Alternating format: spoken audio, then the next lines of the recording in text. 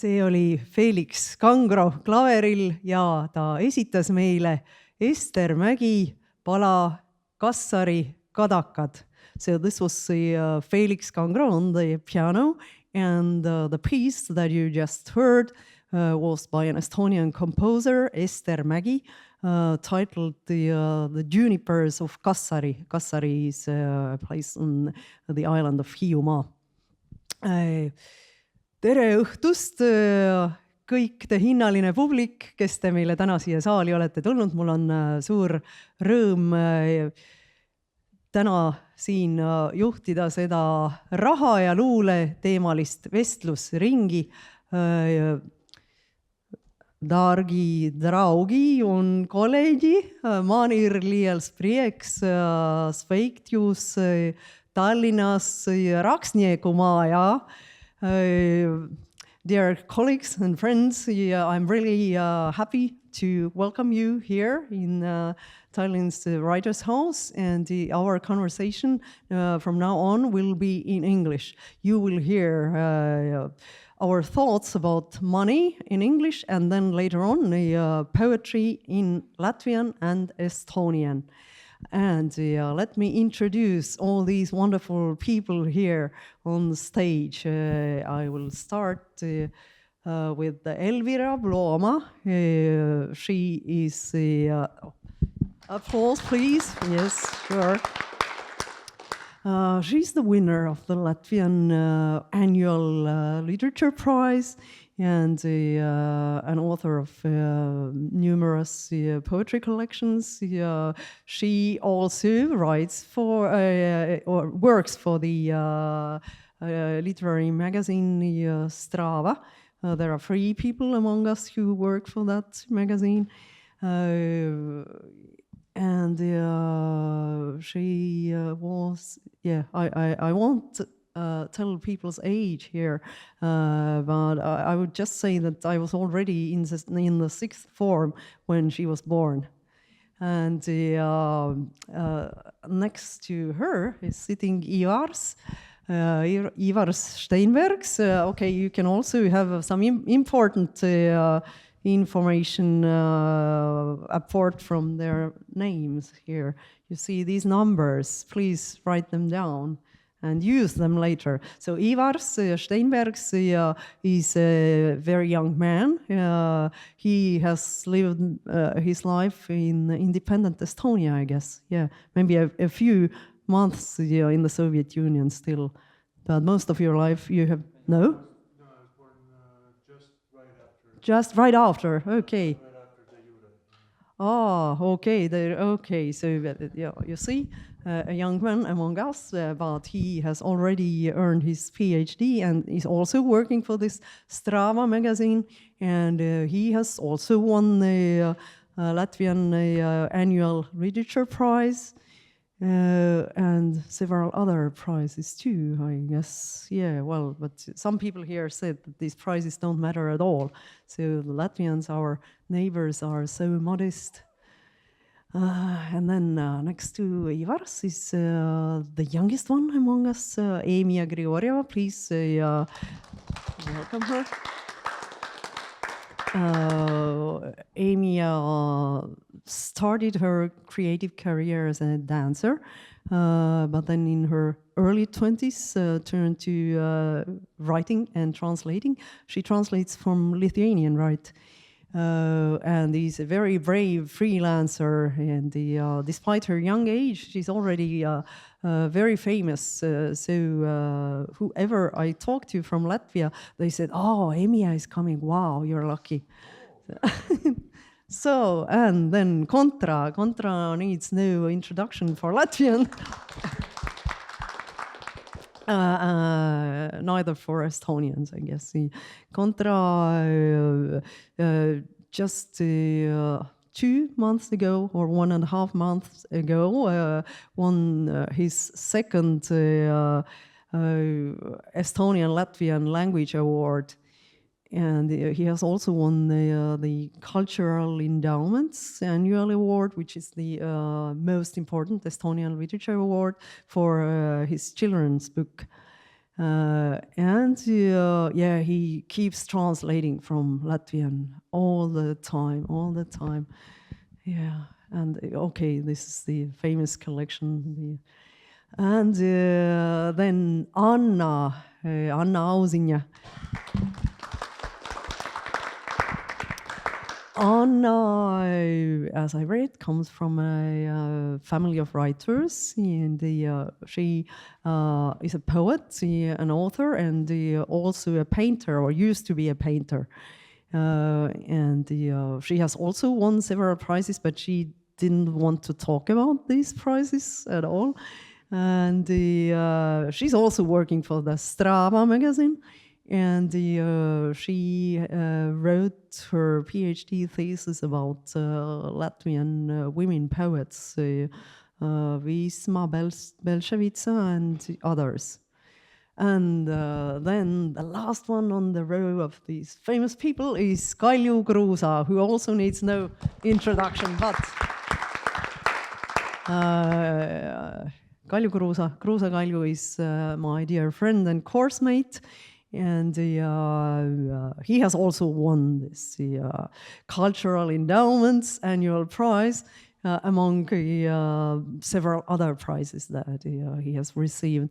And well, apart from writing poetry and literary criticism, he's also a translator, translates from very many languages, among them, for example, Japanese, Chinese, Korean.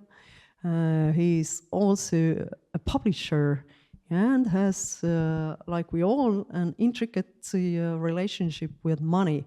So money is a very complicated muse for us all.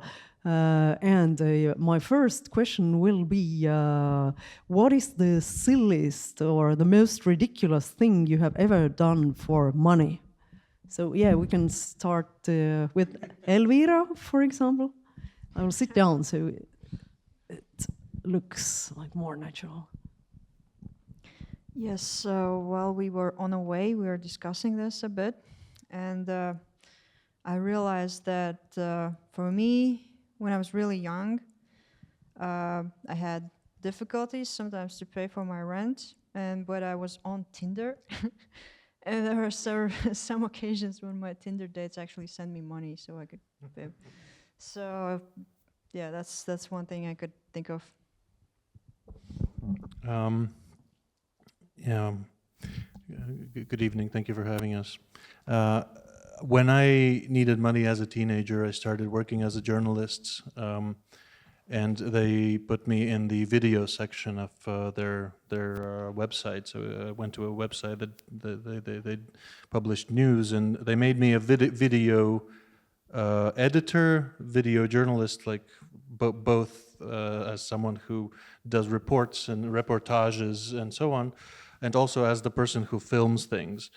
And I was sent to a twerking championship in a nightclub, and I had to do a bit on what's going on at night in, I think it was Coyote Fly in Riga, and so I spent the night filming women twerking on the bar, and then pretended that was news. Yeah. I guess for me it actually happened as an accident, but the poem I am going to read earned me around 1,000 euros. So that's quite fun thing, I guess, because usually you don't get that much money for a poem. Yeah. Oh. Or you never did anything silly for money? Okay. It's most ridiculous thing I did. For money, I agreed to work like English teacher for a month and a little bit more. But I don't know this fucking English so good. But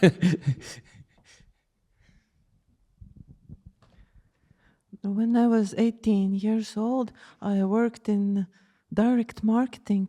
Just for one day, I was offering people pens or pencils or stuff like that.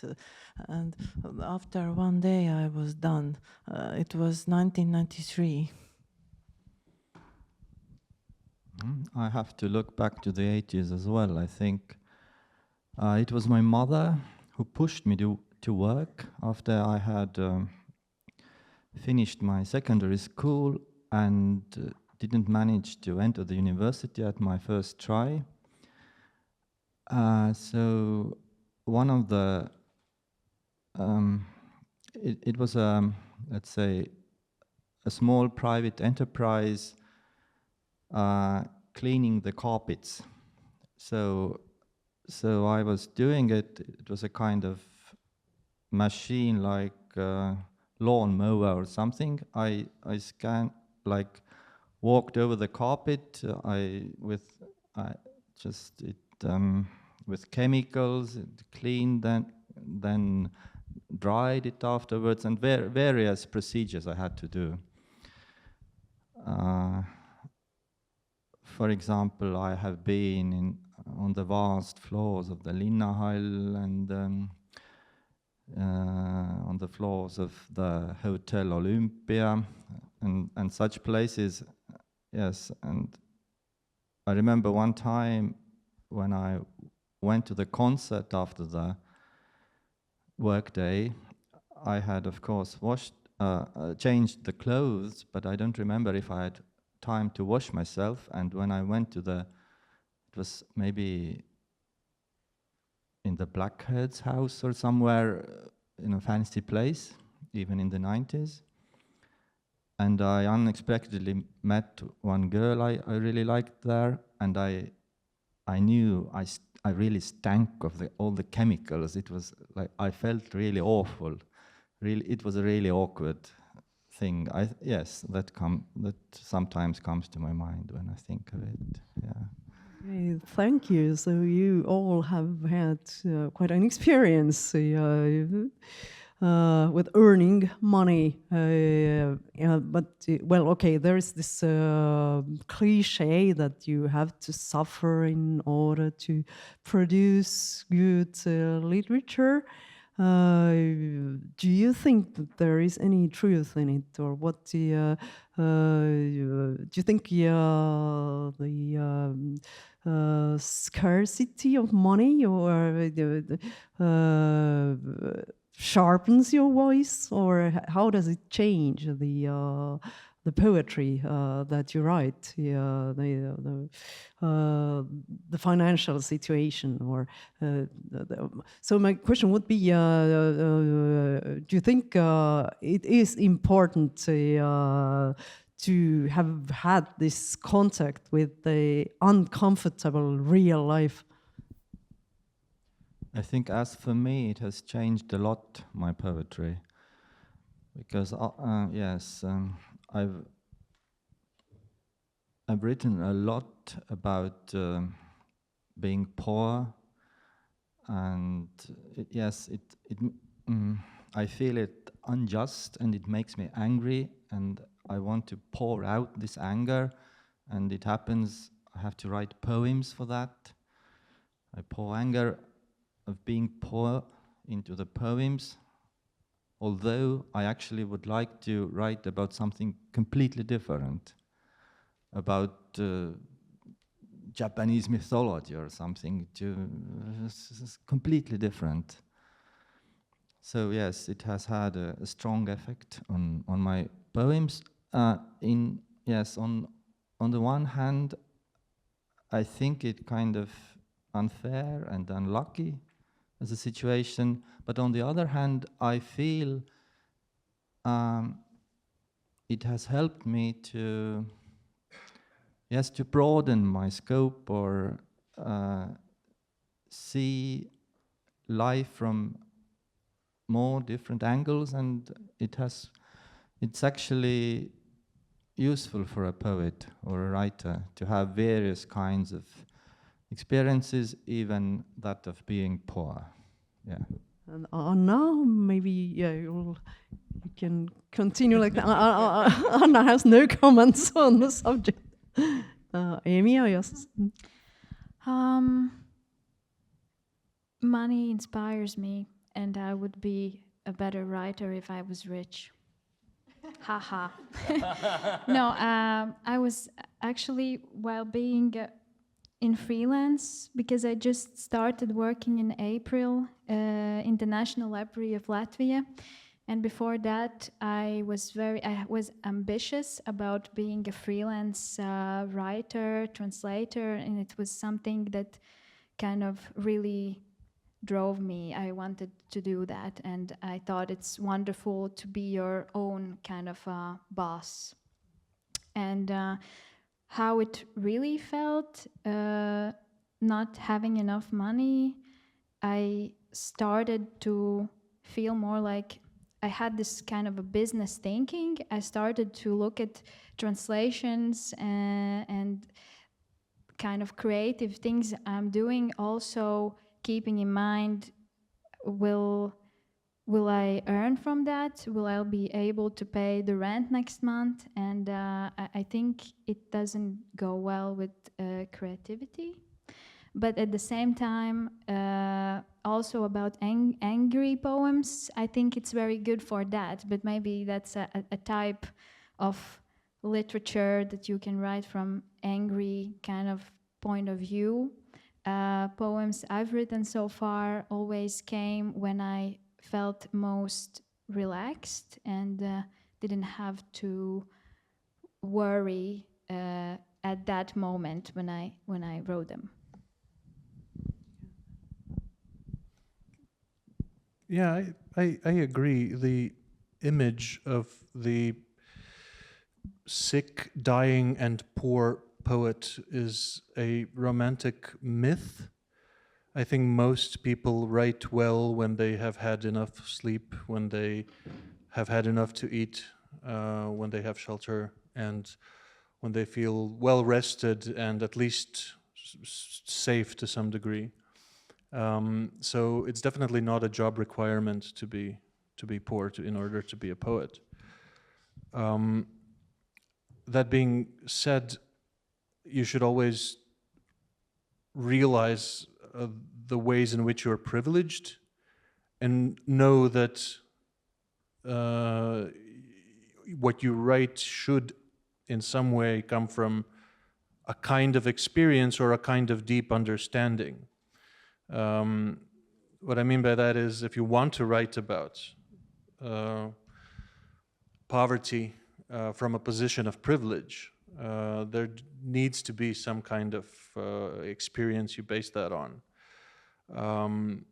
But no, I think it would be a better world for writers, and writers I think would be better with a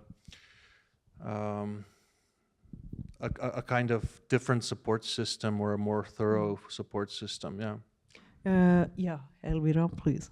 No, I just wanted to add that, like this poem that I'm going to read tonight, it was basically one of my first poem, like the first serious poem, and I wrote it because I needed money. Yeah, because we have this online magazine called Satori, and a friend of mine, she said, "Oh, they pay for that." I was like, "What?" This is something unusual that you get paid for publishing poetry. Yeah, and I have been reading the poems over there, and I knew I could do better. I just, yeah, that's how I started. Because before that, I didn't think I would be a poet. I didn't think of myself that. So, in a sense, the need for money actually kind of made me into a poet, you would say. Okay. Yeah, that's also a possibility. So, yeah, I totally agree with Ivars that poets have to sleep, they have to eat, they need time. They shouldn't spend all their time on jobs that suck up all their energy. So the next thing I wanted to ask you about is freelancing. Especially, I'm interested in the situation in Latvia. In Estonia, for example, there is this think tank Praxis that made a research on the freelancers in the creative field in Estonia, and they found that there are surprisingly many freelancers, like 10,200. I don't know who all these people are, and this makes me doubt about their method. There are 6,600 members of creative unions, but most of the members of the creative unions are not freelancers. So I don't really know about the method of finding out who these or defining a freelancer. But what about you? Well, Emija has an excellent poem about freelancers, but do you know many freelancers? Are there many of them among your colleagues? And what measures has Latvian state taken in order to support freelancers in the creative fields? About the support part, it's funny because I'm in a freelancer chat. When I wrote this poem, one guy sent me an event on Facebook that invited to this monthly freelancer meeting, and I didn't know about such thing, that it exists. So I went there, and it really helped me with my mental health at that moment, because I understood that there's a place where people like me come and they share their freelance experience, and that the struggle is not just mine, but there are many people who suffer with these problems. And in this chat, I also asked them this question: do we have support in Latvia for freelancers? What do they think about it? And they answered me with funny gifs, saying that there is nothing. Yeah, as an artist, you can apply for how can we call it? I don't know. Grant, if you show that you didn't earn enough in last 6 months, I think, that you were like under 700 euros, I guess, then you can get a grant for 3 months, that just for the as a salary or something. But being a freelancer seems romantic, but it's quite tough. I think a very related question about the way the state supports freelancers is the question about mental health amongst young individuals, amongst those in their 20s and 30s. I'm thinking about a movie by Latvian filmmaker Liena Linde. Black Velvet would be the, is that right? Is that how you would translate it? Melnice Summ's Black Velvet. And it's a movie about the precariat, the social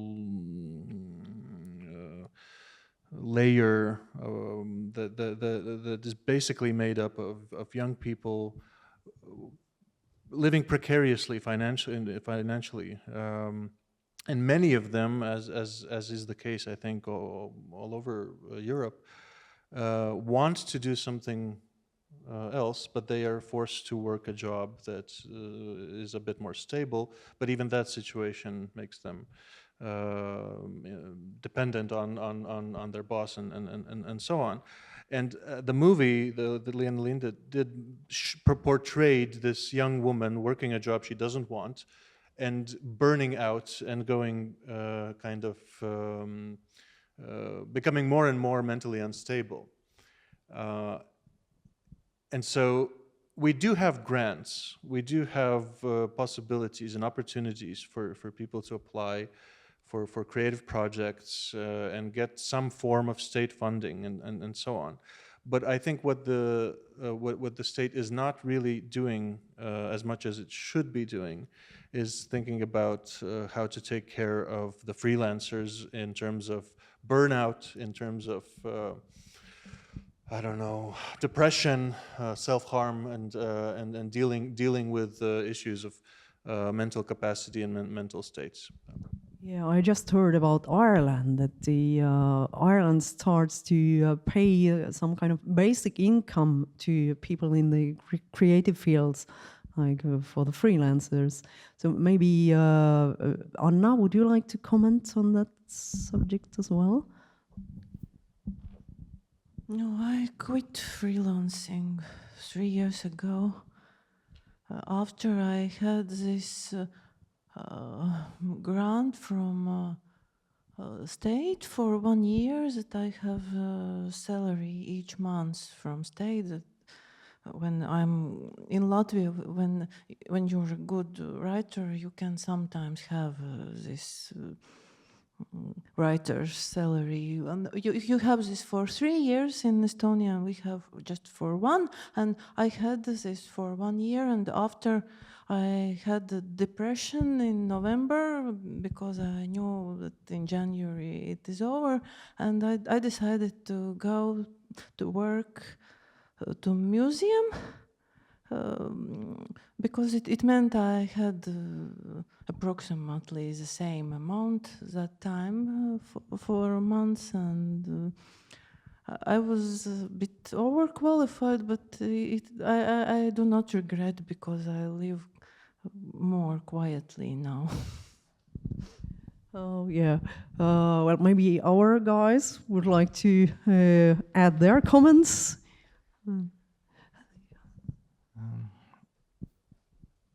I don't know actually what's the definition of a freelancer in Estonia.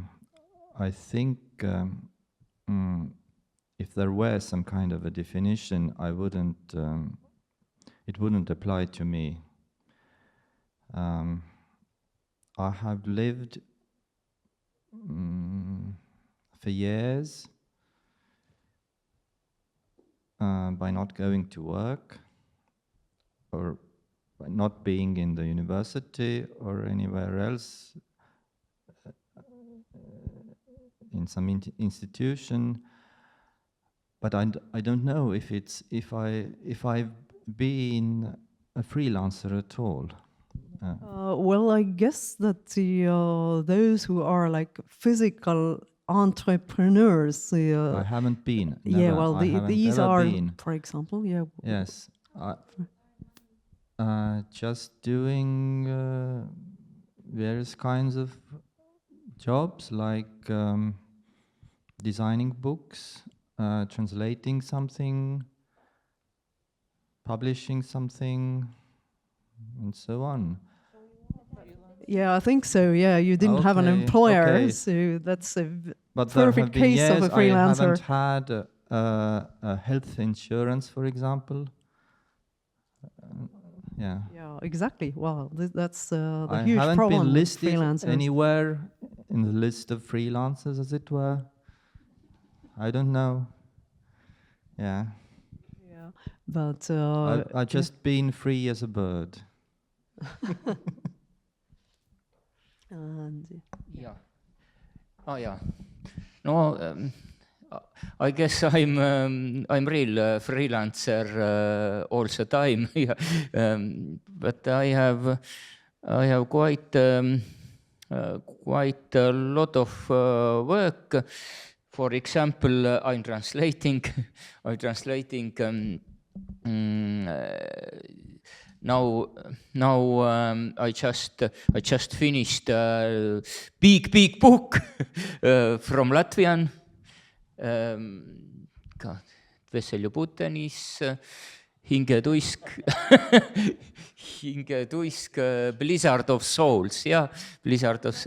It was it was work for 2 years or 1.5, and then ordered two birthdays poems for me, and I have very different opportunities to earn money, and I am very famous like a poet, and so people commission birthday poems from you. Yeah. Oh wow! Yeah, I should do that too. I remember. Yeah. Only I don't have this, how to say, haigekassa. Okay, health insurance. Yeah. Health insurance. I don't have, but I'm living You're very a healthy man. Because of that, I have to I have to live very healthy. I'm visited doctors very harva. Seldom. Yeah. I just wanted to quickly add about the word freelancer, because I feel like it really includes the fact that you are thinking, you have this business kind of mindset. So that's why I understand, like, not naming yourself freelancer also makes you feel, I don't know, for me it made me feel better, because then I felt like I'm this creative person who works in purpose of creative work, not for making money. So there's this, I don't know, it's an interesting aspect of it, I think. Okay. So about the income of freelancers, a very concrete question. How long can you survive on the fee for one poetry book in Latvia and in Estonia also? Yeah, we all have had this experience. So what are your, what is your experience? Half a month. Half a month, okay. But how much is it? Do you get that from this cultural endowment or from your publisher, or? My experience so far is that you get a one-time payment for publishing your book as an author's fee.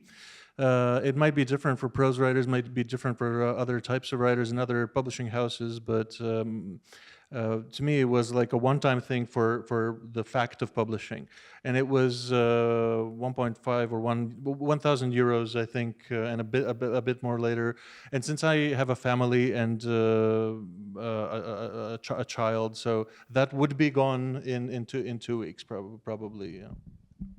I wanted to add that we have this cultural foundation where we can have also grants. So for my second book, I applied for this grant, so I had like 3,000 or 4,000 just for writing the book. So I guess it adds up. So eventually, it's something. But the publishing houses, they don't pay much. Okay. Yeah, there are several countries, of course, where there often is no fee for a poetry book. For example, in Italy, my colleagues, many of them earn nothing when they publish a collection of poetry.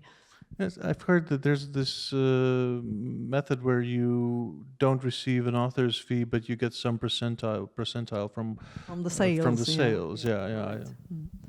It's not common in Latvia, I think, though. Oh, you wouldn't earn much, at least in Estonia. There are some poets really who could earn something from the royalties. But, Contra, no comments. No. But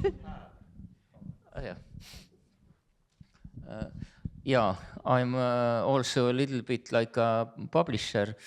Then I maybe little bit earn money every month from my books and also translated books.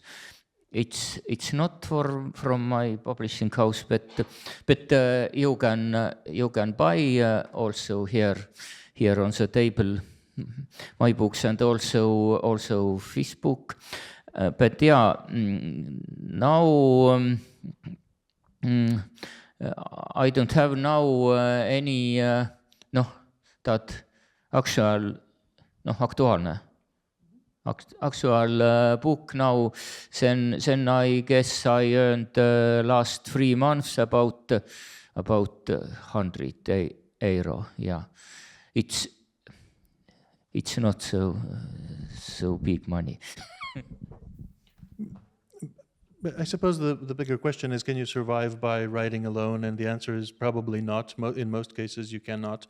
But what you can do, and I think most of us here, or all of us here, can testify to that, is that you can work within the industry, you can work within the field, and you can do many things that are related to writing, and you can try to position your life in a way where most of the things you do feed into your creative life, which is what I've tried to do. I teach at a university, but I teach creative writing. I am a researcher at an institute, but I research poetry.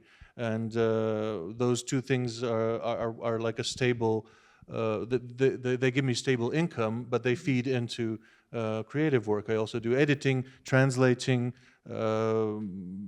appearances, what have you, all kinds of things, but they're all kind of related and in the end influence and inspire your own creative work. And do you have enough time for your own writing? I allot time for my own writing each day, yes. Okay.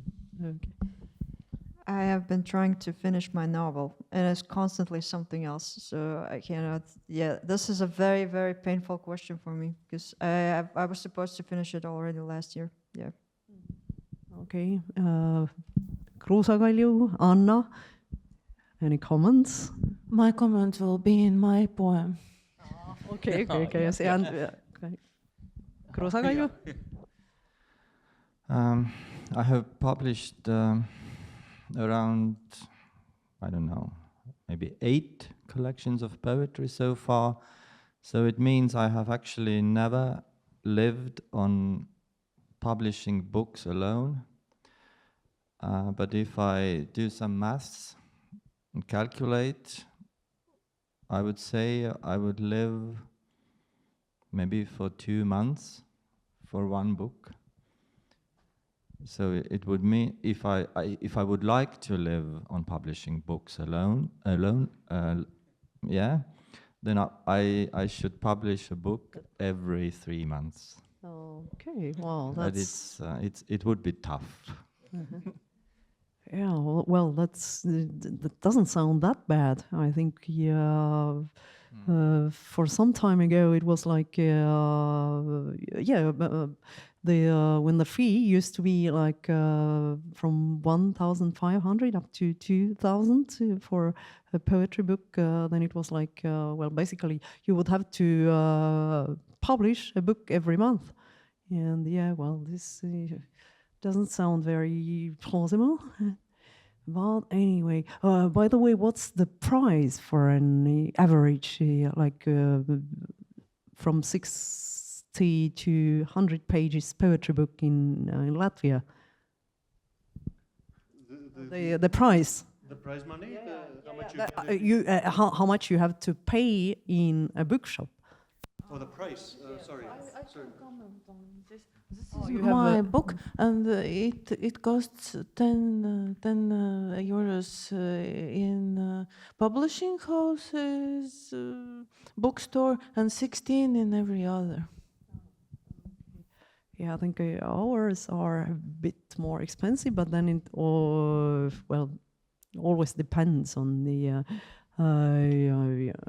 poet and on the fact whether she or he, whether they are themselves the publishers. Because in Estonia, it's pretty common now that authors and poets publish their own books. What about Latvia? Because so we can keep the sales. We can. We don't have to have this royalties. Okay, I'll give you my mic. No, the thing is, we started our magazine, as you mentioned, Strava, and then it grew into a publishing house, and now it's also grown into a shop and a printing workshop thing. So we do a lot of things, we sell a lot of things, we try to earn money apart from the government, because we don't want to be those parasites who just feed on people's taxes, right? So so we try to do, like, earn our own money. And what was the question? But we're not exclusively publishing our own stuff. Yeah. We're publishing other authors. Yeah, that's the paradox I wanted to mention, because it would actually make more sense if we would publish our own books. Because now it's like, for example, our friends, which is Punctum magazine, he's a colleague. He published my book, but I still sell it in my shop. So it's kind of awkward. It's kind of my book in my publishing house. I sell it, but it's published by another publishing house. So we publish like each other, and it doesn't make any sense. So my next book I would publish it myself. Yeah, Just but easier. the Latvian publishing industry is different than, say, the ecosystem in London or Britain, where you would usually have a poet associated with a publishing house, and they would just stick to it, and they would probably have an agreement or a contract. And self-publishing is a bad thing. It means you are probably a graphomaniac. Yeah. Well, then would you rather be rich than famous?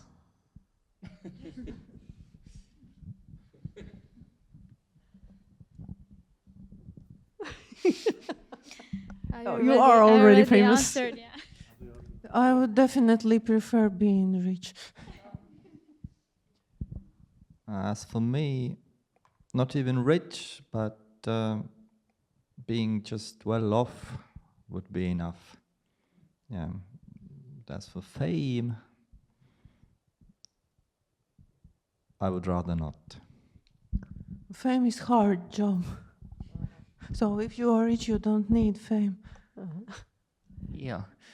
I have been quite famous already. Now it's maybe time to be rich. Some years at least. I think, regardless, both are I think good, so long as they're both there for a good reason. There should be a good reason why you're rich or you're famous.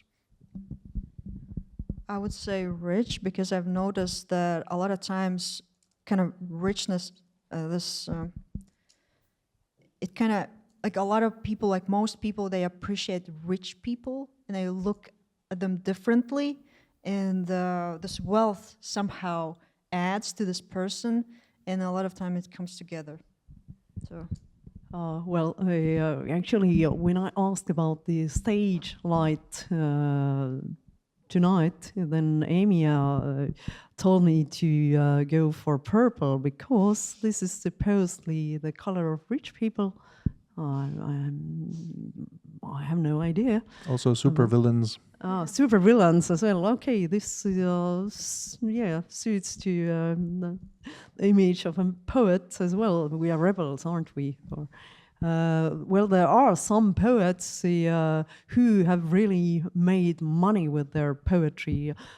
Famous example is Rupi Kaur, for example, and then the Maarja Kangro is also supposedly a millionaire and has earned all this money with her poetry. I think Maarja Kangro is okay, but do you have any poets in Latvia who would like really make a living out of the poetry, or who would, well, of whom you could at least say that they sell well?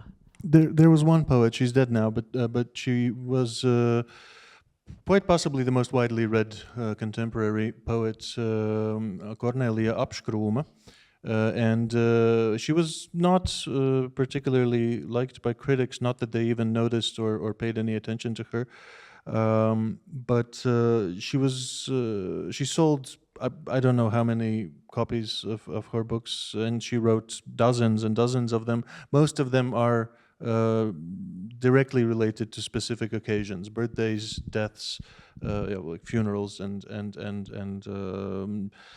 name day, the name days, etc. This is important in Latvia, not that much in Estonia. Right. It's actually a niche that's open now since her passing. No, but really, we don't have the next Kornelia Apskrum, and I'm not joking. That she had her museum opened during her lifetime, a memorial museum while she was still alive. She was a big deal. But of course, people who wrote the kind of poetry that was noticed by critics or translated, etc. They did not look at her. They didn't think it's good writing. Yeah. Gunārs Račs. Gunārs Račs, but he's a songwriter. Yeah, he's a songwriter who. He's a musician, but he had this idea of writing one poem every day. So he had like a book of like 365 poems. I think 2 of them. I would say, in addition, what Ivars told about Kornelia Apskrum, and now we have one woman poet who is alive and who writes for children, Dace Taurīte or Tauriņa, who also is very famous and popular, like Kornelia Apskrum, but for children. I think she's publishing her books and working on advertising and get money for that. Yeah. I can just add, in Punctum Festival, I think 2 years ago, there was a poet, sadly I don't remember his name, but he was from the Netherlands, and he told that in the Netherlands he writes poems for the dead, because I don't know, at least in the funerals where I've been, the ceremony is usually not so good. Maybe thank you. But yeah, and I just thought that that's an interesting way of practical way, sort of how to use. Oh, okay, then you can tell more. I think that's what you're talking about. Martin Engels in The Lonely Funeral. Maybe. People who died without any relatives. Yeah. Maybe Kalju Kruusa would like to comment on that, or just to add some thoughts about the whether there is still this discrepancy of market value and the value for the insiders, for critics. There definitely is, but I don't know much about poets of great market value. I know only the good poets. But one of the good poets who also sells well is, for example, Kristiina Ehin, a good friend of mine, I can say. But I have never talked about money with her, so I don't actually know how much she earns, for example. But she is popular among the readers, I think. Yeah, I think Doris Kareva is another example. And she has also won several awards.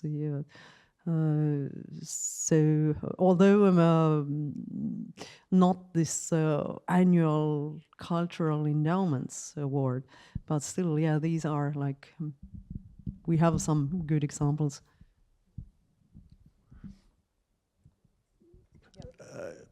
I think one thing is popularity, and the other thing is where poets know how to go beyond their genre or the one thing that is expected of them. For example, our friend Kārlis Vērdiņš would be a good example of a professional poet who is not only liked by readers and critics, but who can also write songs for children.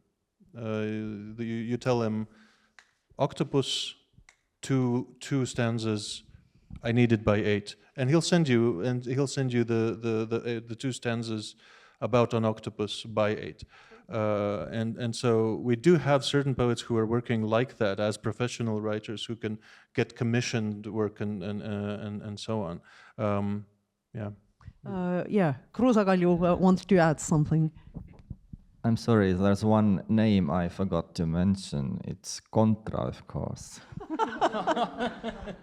Good, yeah. Okay, thank you. Well, then, if you rule the world or your country, what would you do to, help poets who are in financial difficulties, or what would you rearrange in the cultural economy, or in the strategies in cultural politics? So where are the errors our governments have been making? Or are is it poets' fault that they don't? No, I mean, wealth distribution could do some work. Wealth distribution is something that should be changed, not just nationally, but in many different places. But just to answer that hypothetical, if I would be the ruler of Latvia, one thing that would be very up on the agenda, like high up on the agenda, would be to have a government where you can only work if you have higher education. If you've graduated from university, only then can you hope to get into government. That's one thing I would do. I think social security is maybe the first step. Pension funds for writers and creative people, because now it's a big problem. For example, I don't know if I will have a pension, because now I work, I earn money, but there's no tax, no social security behind it. I have a health insurance though, so I guess that's a start. But that's one thing. And another thing is accommodation, because most of our salaries go for rent and appliances. Would be great if there would be just, hotel or something. You don't have to think about any kind of practical things, and just,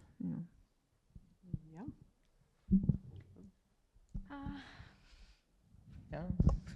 I would say that we should start reading.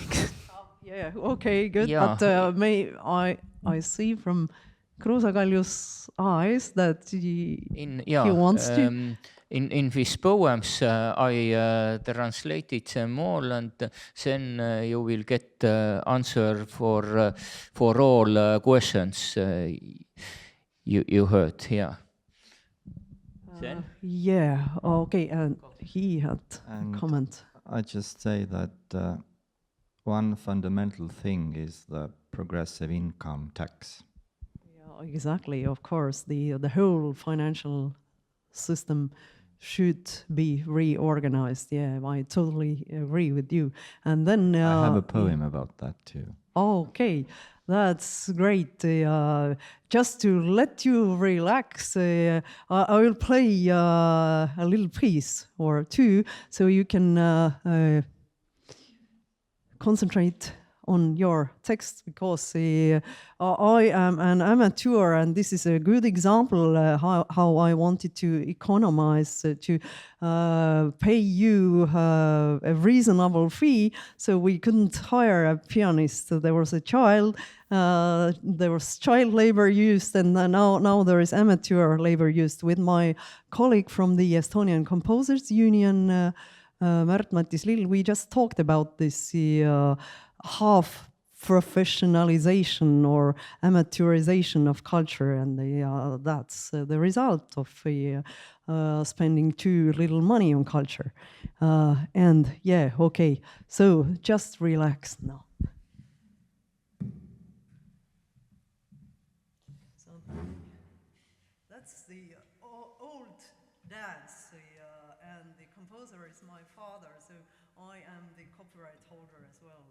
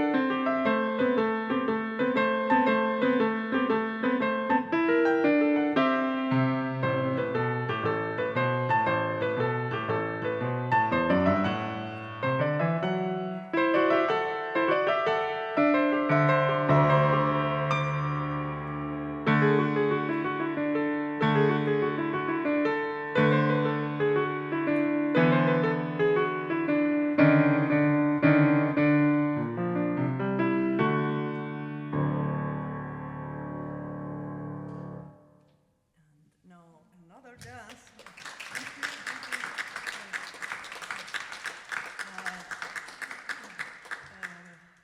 Menuetto, also from my father.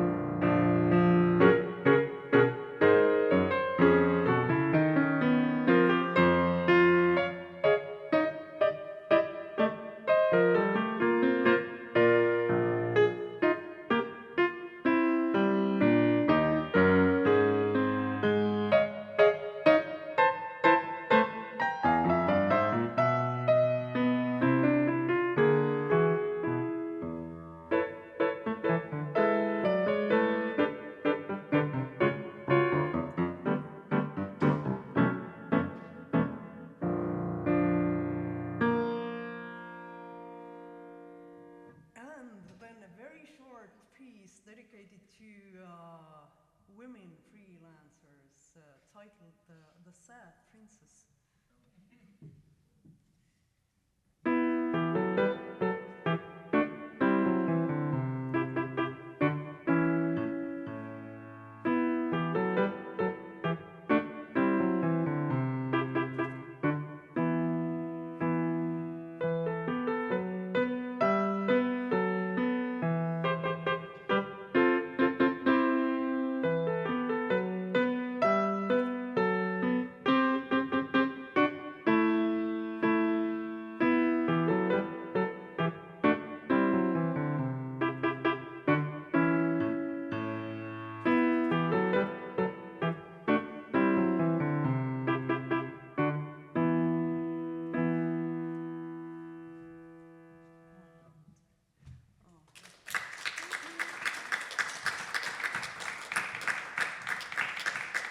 If you don't have the money to pay to a pianist, then you will have to hire people to whom, well, theoretically, the audience should pay so that they could play. But now let's go on with our reading. So the first one will be Emija Grigorjeva.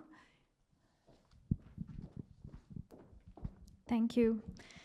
I will give a little context to what I'm going to read, and I'm going to read it from my phone, not because I'm lazy, but I really feel it's more practical for me.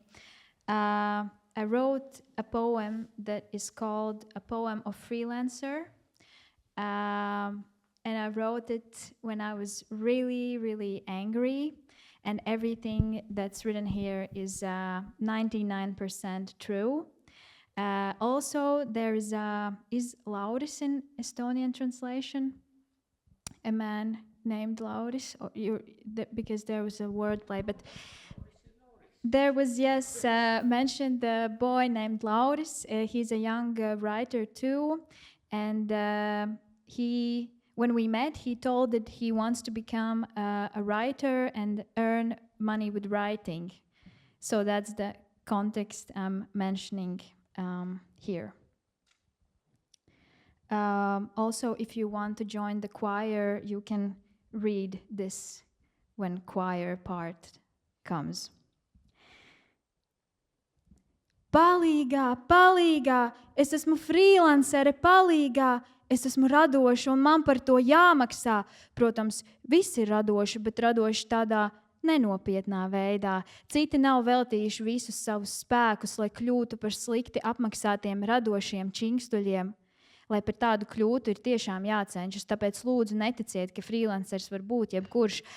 Freelancers nevar būt jebkurš. To izdomāja freelanceri, kas grib, lai viņiem atmet kādu labāku darbiņu par pieticību, bet patiesībā viņi jūs nīst. Viņi jūs visus nīst, jo jūs neesat freelanceri un neizprotat šīs sāpes. Un par to, ka to atklāju, lūdzu ieskaitiet man, jo es esmu īsta freelancere, palīgā.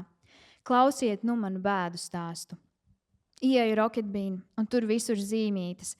Bezdatoru zona, bezdatoru zona, bezdatoru zona. Es ar savu datoru kā ubaks eju pa ielu palīgā. Lūdzu, dodiet man kaut kur apsēsties. Rocket Beans mani negrib. Rocket Beans uzskata, ka esmu liekēda freelancere. Klienti sūdzas, ka viņiem nav kur apsēsties, jo visur ir freelanceri. Visu Rocket Beanu apsēduši freelanceri kā mušas sūda, bet es neko nevaru darīt, jo manā istabā ir karsts. Tur ir tik nežēlīgi karsts, jo man ir dienvidu loks, kas man vajadzīgs, lai ziemā dabūtu sauli, kad atkal būs šausmīgi augsts, jo man ir izdrupuši koka logi un tajos sabāstas avīzes. Un veļas mašīna neiet, un kontakts virtuvē neiet, un cepeškrāsnes neiet, un viens no līdzriņģiem neiet, un augstā ūdens padeves nav, un leduskapī 3 īrniekiem vietas nav, un skapja nav, bet uz mani rakstām galda ir iepriekšējo īrnieku uzlīmes no žurnāla Spicā. Ģima Bilants, Justins Timberlakes, Paris Hiltone un Jeļena Prokopčuka. Un nezinu, kāpēc arī uzlīmes, kur ar lielo sākumu burtu rakstīts suns, ūdrs, roņi un klausīs savu rāģēju. Es tak domāju, ka izaugšī maņbujas sava sētē ir suņs, bet es varu atļauties maksāt tikai 200 eiro par īri, un tāpēc man kauns likt sludinājumu Facebookā, lai nedabūtu depresiju no tā, ka es esmu freelancere palīgā. Kad mīlējos uz izgulētā dīvāna koka līstas duras mugurā, tikai tāpēc man patīk būt augšā, kaut patiesībā esmu pārgurusi un labāk būtu apakšā.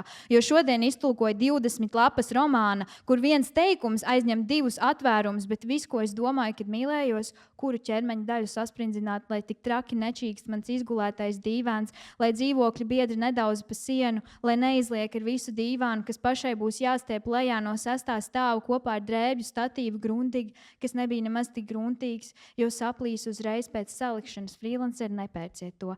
Nauda, ko es varētu godīgi saņemt par savu darbu, man ir jālūdz. Pamatojiet projekta aktualitāti.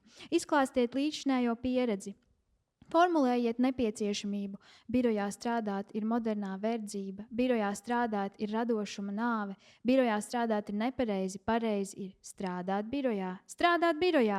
Vispirms darbības vairs, tad lietvērts lokatīvā. Jūs gaidījāt ko citu? Negaidiet. Dodiet man naudu, jo es esmu freelancere palīgā. Koris.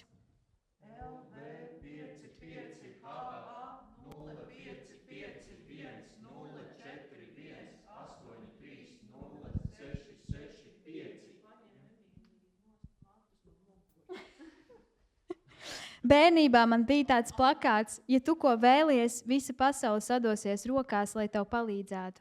Sadodieties rokās. Nē, labāk sadodieties ar makiem. Lūdzu, dodiet man naudu, man vajadzīgs jauns dators, jo šis slēdzas iekšā pusstundu. Un tikmēr man jau ir beigusies motivācija izsmelt savus radošos spēkus, rakstot projektus, kas atbalsta biznesus, kas disonē ar manām vērtībām, piemēram, augstāk minēto faktoru dēļ automatizācija atvieglos iekšējos procesus, jo manuāla tulkošana vairs nebūs nepieciešama. Tās vietā tiks ieviesta ilgspējīga automatizēta subtitrēšana.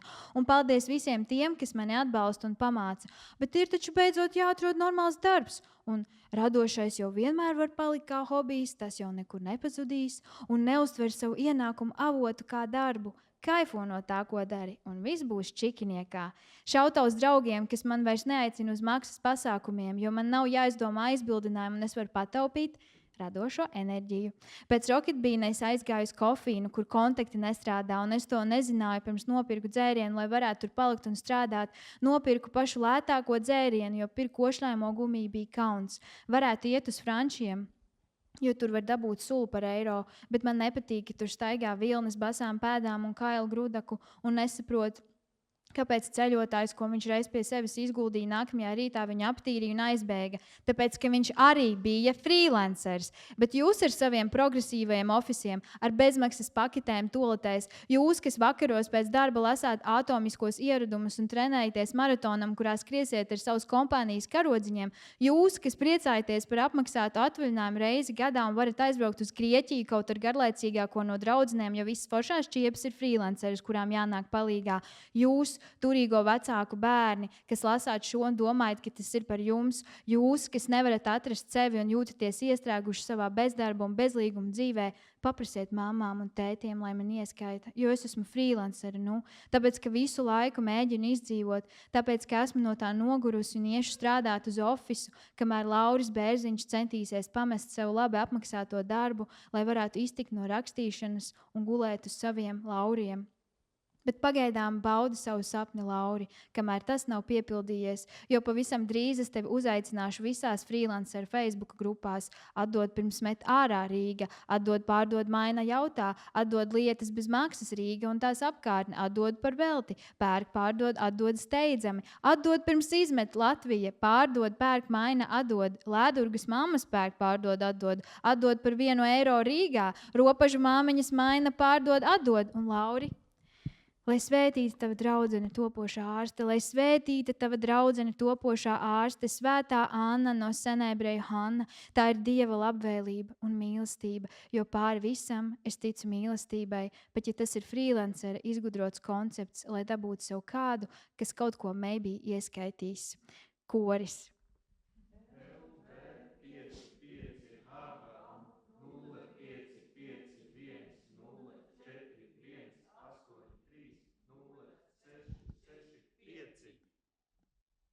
Paldies. Emija Grigorjeva.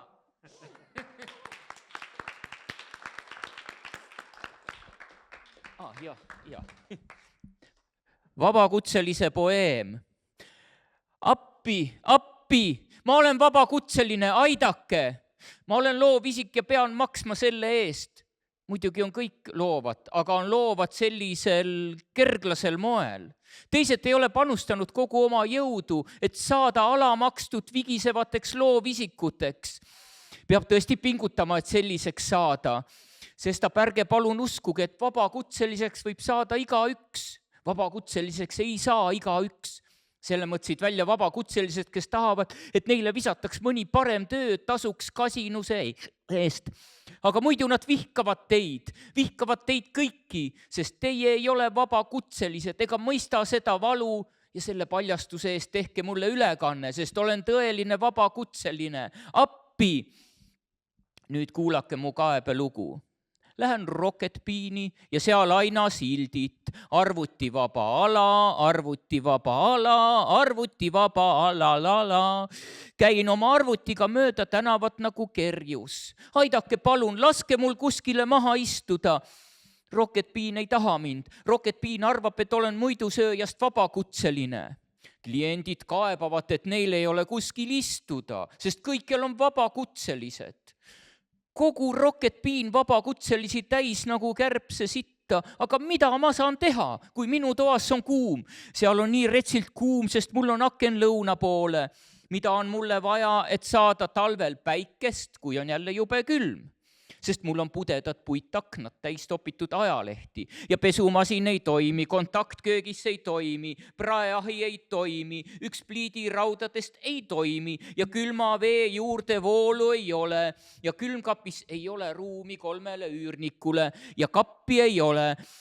Aga minu kirjutuslaual on eelmiste üürnike kleepsud teismeliste ajakirjast Spitsa. Dima Bilan, Justin Timberlake, Paris Hilton, Jelena Prokoptšuka ja miskipärast ka kleepsud, kuhu suure algustähega kirjutatud koer, saarmas, hülget ja kulle oma raadiot. Ma ju mõtli, et kui ma suures kasu, on mul oma aid ja pini. Aga ma saan endale lubada vaid 200 eurost üüri ja seetõttu on mul häbi panna kuulutust Facebooki, et ei teeks mulle depressiooni see, et olen vabakutseline. Appi! Kui armatsen lääpas diivanil, torgivad puuliistud selga, vaid seetõttu meeldib olla peal. Kuigi õieti olen üle väsinud ja oleksin pigem all, sest tõlkisin täna 20 lehekülge romaani, kus üks lause üle 2 paaris lehekülje. Aga ainus, millele armatsedes mõtlen, millist kehaosa pingutada, et mul össis diivan nii jubedalt ei krägiseks. Et korterikaaslased ei taoks vastu seina, et ei tõstaks välja koos diivaniga, mille peaksin ise 6. alla vinnama koos riidestangega grundik, mis on paras rontik, sest lagunes kohe pärast kokkupanekut. Vabakutselised, ärge seda ostke. Võiksin ausalt oma töö eest raha saada, aga pean paluma. Põhjendage projekti aktuaalsust, kirjeldage senist kogemust, formuleerige vajalikkust.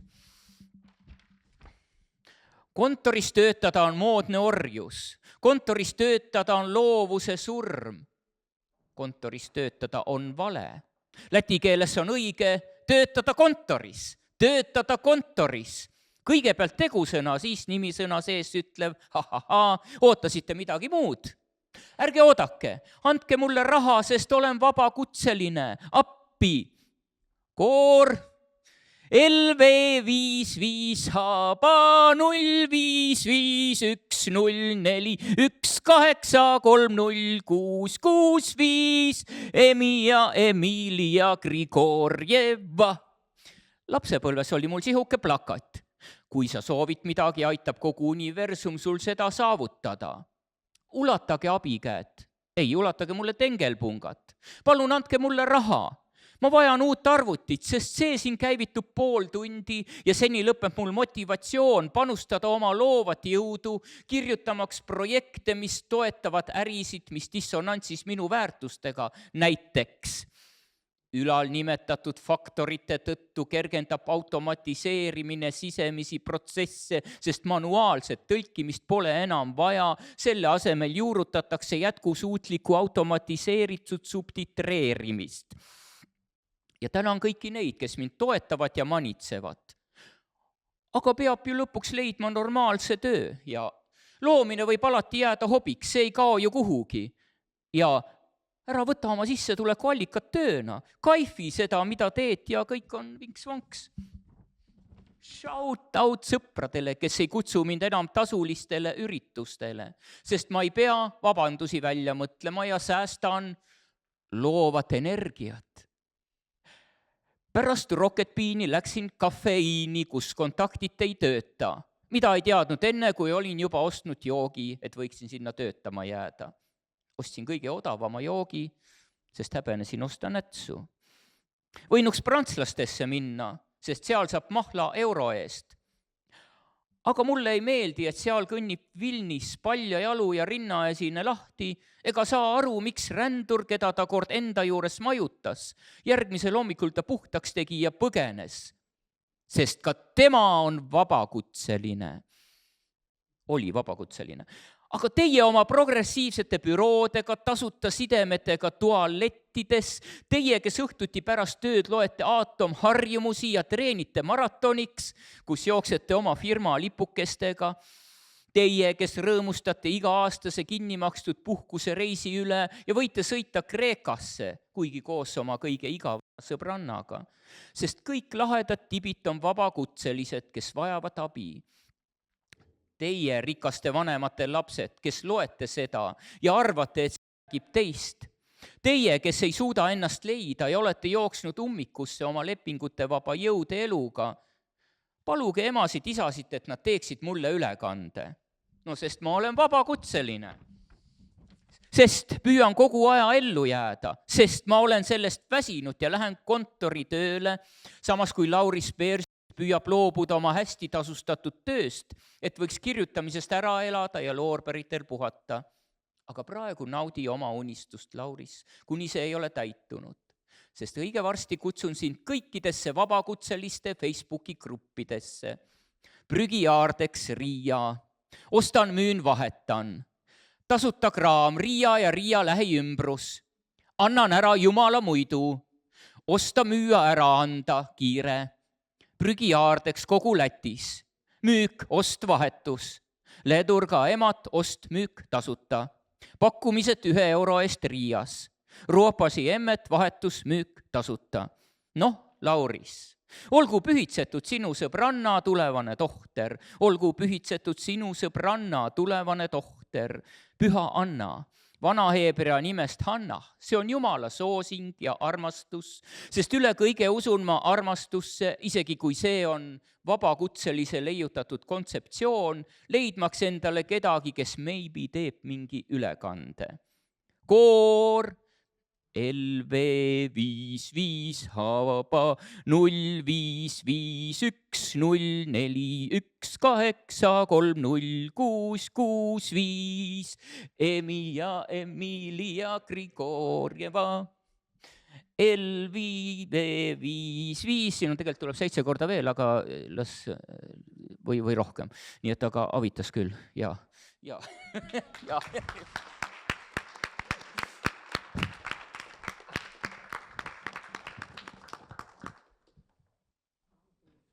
Thank you, Emija. Thank you, Contra. Wonderful. Don't forget about the number there.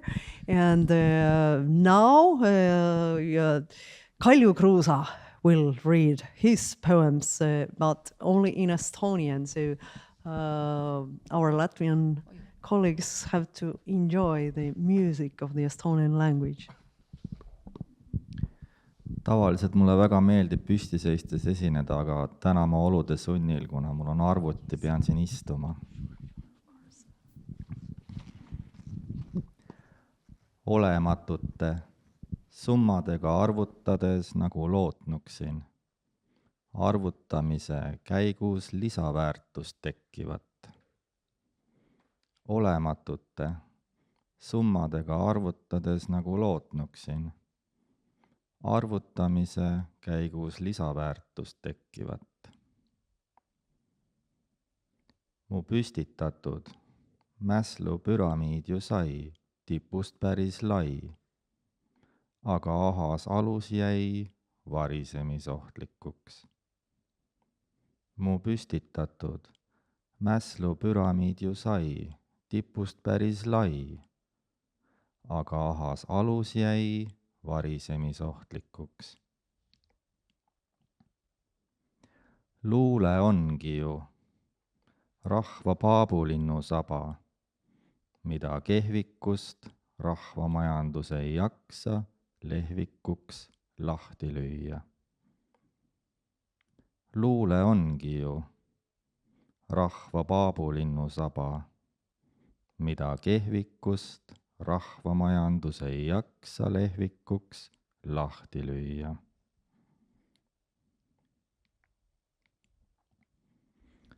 Aegraha. Motto. I've given you my time. It's all I've got to give. It's all any man has. And for a pitiful $1.25 an hour. Charles Bukowski, Factotum. Oi raha raiska, klaashelmeid klassikulda, vaese ja ausa inimese aeg ja raha kuuluvad kontiinumisse. Oi raha raiska, klaashelmeid kassikulda, vaese ja ausa inimese aeg ja raha kuuluvad kontiinumisse. Ta aeg ja raha moodustavad aegraha, kus ressursside jäävuse seadus maksab, üks tekib teise arvel. Ta aeg ja raha moodustavad aegraha, kus ressursside jäävuse seadus maksab, üks tekib teise arvel. Seaduse järgi läheb aeg üle rahaks ja vastupidi. Raha lahti, aeg kinni. Aeg lahti, raha kinni. Raha teenimine on aja raiskamine ja vastupidi. Aeg lahti, raha kinni, raha lahti, aeg kinni. Raha teenimine on aja raiskamine ja vastupidi. Aeg lahti, raha kinni, raha lahti, aeg kinni. Va inimese aja hulk on piiratud eluajaga, mida juurde ei osta kogu elu raha eestki. Va inimese aja hulk on piiratud eluajaga, mida juurde ei osta kogu elu raha eestki. Paljaks röövida, nii ajast kui ka rahast ennast lasta saab korragagi. Sel juhul üle jääb satyagraha. Paljaks röövida, nii ajast kui ka rahast ennast lasta saab korragagi. Sel juhul üle jääb satyagraha. Satyagraha on sanskritigeelne sõna, mida kasutas Mahatma Gandhi oma vägivallatu vastupanu vahendina, see tähendab nagu tõe jõudu, armastuse jõudu, hinge jõudu. Nii et kui raha on otsas, siis jääb ainult hinge jõud. Kaesari kanasalat. Allahinnatud. Toidukauba LÄTI ees. Ma päeva lõpuks tulin, nägin ja võitsin 70 prossaga. Allahinnatud. Toidukauba LÄTI ees. Ma päeva lõpuks tulin, nägin ja võitsin 70 prossaga. Kirjaniku palgale pääsedes. Absurdne tunne töötamast palka saada. Teistega võrdne keskmise inimese 1,1 kordne. Absurdne tunne töötamast palka saada. Teistega võrdne keskmise inimese 1,1 kordne. Peab püksirihma pingutama hakkama. Püksid kipuvad rahakoti raskusest rebadele vajuma.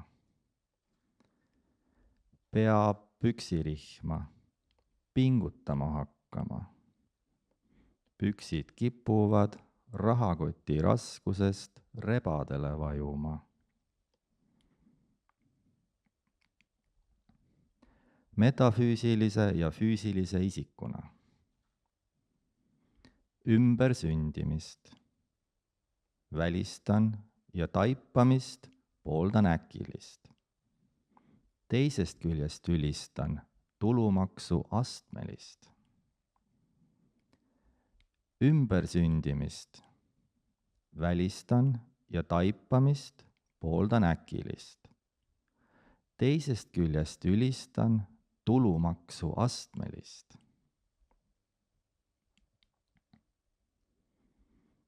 Majanduski on raskesti kasvatatav. Kasvatatagu kas või lõputult see titt täiskasvanuks ei hakka.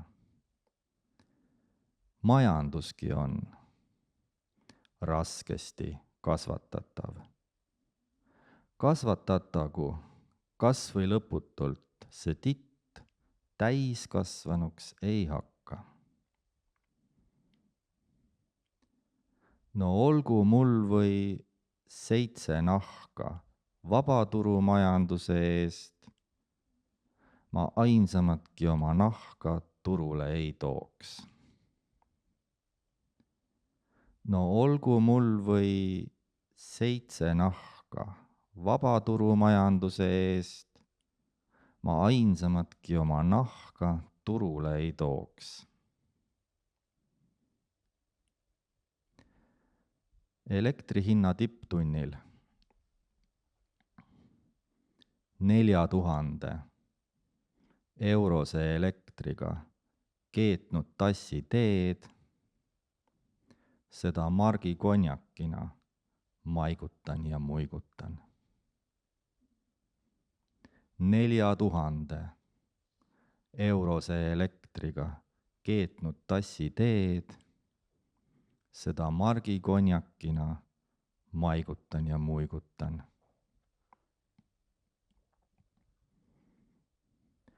Suure surmaga Tartust raadilt vanad rehvid koristatud said, aga Stenbocki maja on neid ikka pungil täis. Suure surmaga Tartust raadilt vanad rehvid koristatud said, aga Stenbocki maja on neid ikka pungil täis. Maksuküürakad. Vaesed rikkurid astmelise tulumaksu üle kurdavad. Raske maksukoorma all küüru jääda kardavad. Vaesed rikkurid astmelise tulumaksu üle kurdavad. Raske maksukoorma all küüru jääda kardavad. Ja ma loen lõpetuseks ühe mittetanka ka, kuna ta mul siia kogemata vahele jäi. Puutumatuna. Ma ei kuulu palvetajate, sõdalaste, kaupmeeste ega põllumeeste kasti. Olen oma kastitu. Ma liivakasti kõrval teiste lossitorne kadestan. Kastis mängida tahaks ja kasti sees mõtelda. Sooviks sisse murda mugavustsooni ja keskmise sissetuleku lõksu langeda. Tahaks välja murda lageda taeva alt täiesti väljapääsmatust ebakindlusest. Aitüma!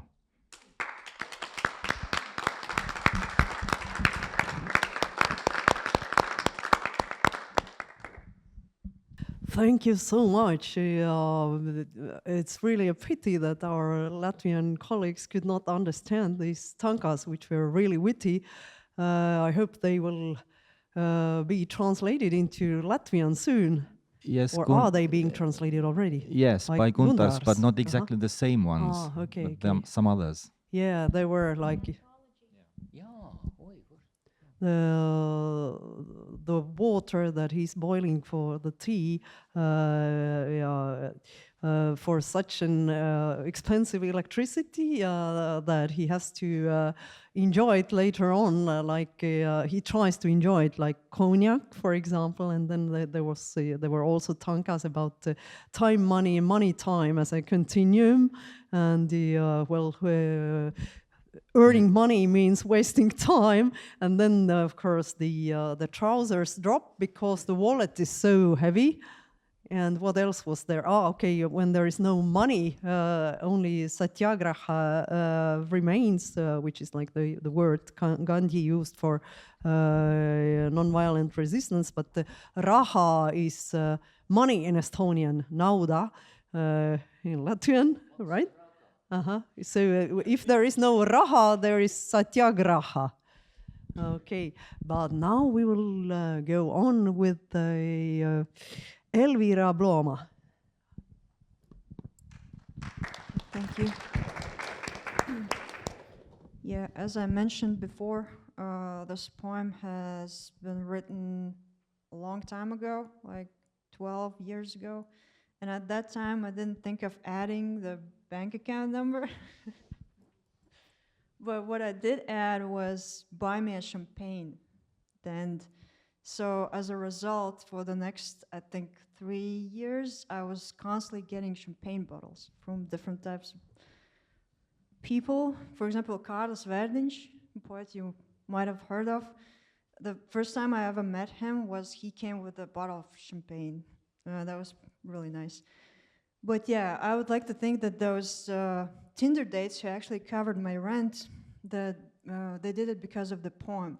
Because they knew I was writing and they had been reading it, and I believe that's the reason why they supported me.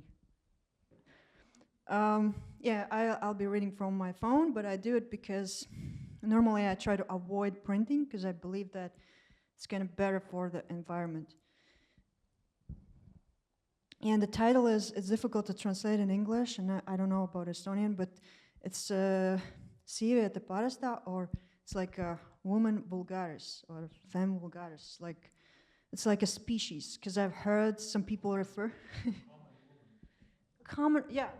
common, of course. Yeah, but it's I don't know, but yeah, it's like a species. Priekā.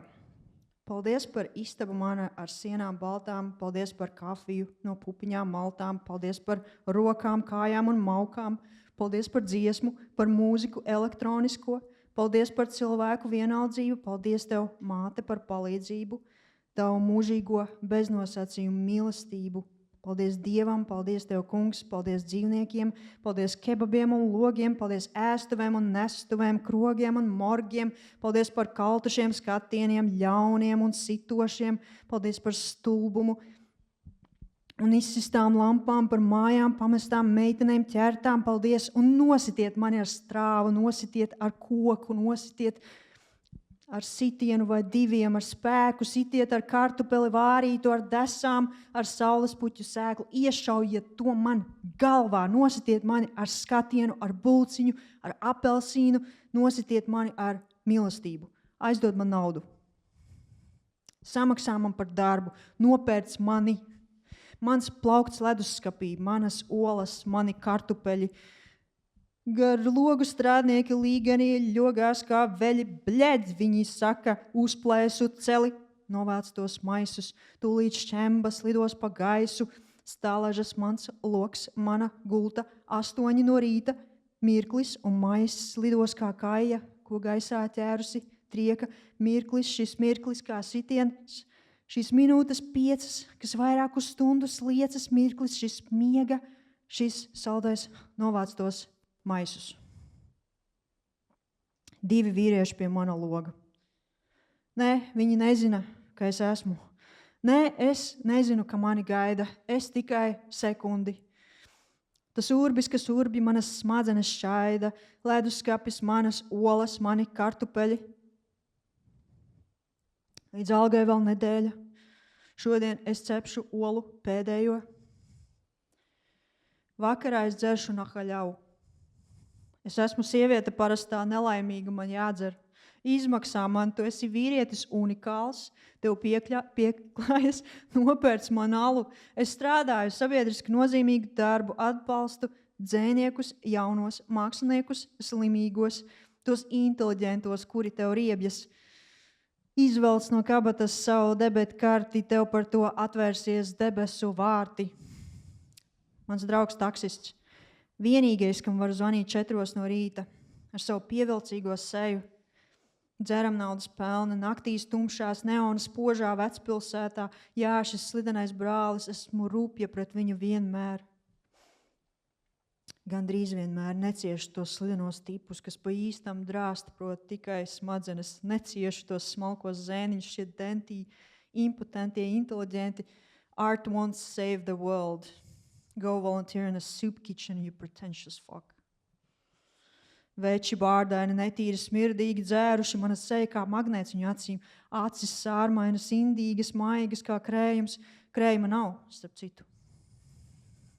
Supā, traknā un sātīgā burkāni peld, kartupeļi peld, skatieni peld, dali maizī, mūķene no Indijas mani vēro ar acīm redzošām. Viss viņai apkārt iegūst vietu, es maizi stumju. Maizi tiek katram pa 2. Maizes gabaliem kā pionieri paklausīgi rindā, cilvēki saspiedušies ap galdiem, kā bērni skatās un smird. Dažādas rokas stiepjas man preties mūstu, smaka, urīns, spirts, miskaste, vīrieši mani dursta. Ar acīm, kā nažiem, viņu acis ir dunči manā mugurā, manās krūtīs. Ir arī cilvēki, kas nesmird, tādi kā es. Pat labāk ģērbti sievietes skaistākas, trakie, atkarīgie, sevi iegrimušie inteliģenti, baikeri, veci, smalka balss un smalkām manierēm. Es esmu viņu mērķis, lej, dod vēl, nedod vairāk par 2, šeit, tur. Maize zūd somā, zupa līst rīklēs, bārdains vīrs ar maigu balsa sieviete, jūtami vaiprātīgi vīrietis, redzams, ka domā, daudz domā, vīrietis aizmidzis. Sieviete nevar apēst. Chlors, slauki, nebaidies, mazgā. Kāpēc pilsēta vienmēr ir sieviešu dzimtē? Vīrieši ir vājais dzimums, vienmēr slēpjas aiz brunčiem. Sievietes ir tās, kas viņu dzīvi dara dzīvojumu. Man bail no vīriešu vājuma, man bail augsti, karsti kanāls, mans tramvajs 11, ar kuru es vairs nebraucu. Diena saulaina, neko negribas, sirds melna, gribas iesist kādam vīrietim. Varbūt tev. Es sieviete parastā, man jādzer tikai kur dabūt naudu. Lūk, redzat, kā maza alga glābja manas aknas. Lūk, redzat, es ēdu tikai saknes. Lūk, redzat, sieviete parastā nevar cigaretes atļauties. Viņa reibstum pārtiek no gaisa. Gaiss ir salds. Mans draugs smēķē par daudz, viņš košļā gumijas konfektes un savācas mājā lietotu grāmatu kaudzi dēlo, ka lasa. Es saku, man uz nerviem krīt tie tavi mierīgie un sājie acu skati. Vienkārši saki, vienkārši dzer, nedzer neparasti. Vienkārši smēj, bet neprasti. Sarkastiskos jociņus, ko tu man velti, es aiz stikla pie kristāla krāju. Es tos kā puķes lasu un nesu uz māju. Es tos lasu kā stikla lauskas un spiežu plaukstā. Tie mani pat silda dienā augstā. Vienkārši dzer, nedzer neparasti. Mani vienu skaļā klubā pie ieejas atstāja. Uzmācies meitenēm, iekliedz man ausī.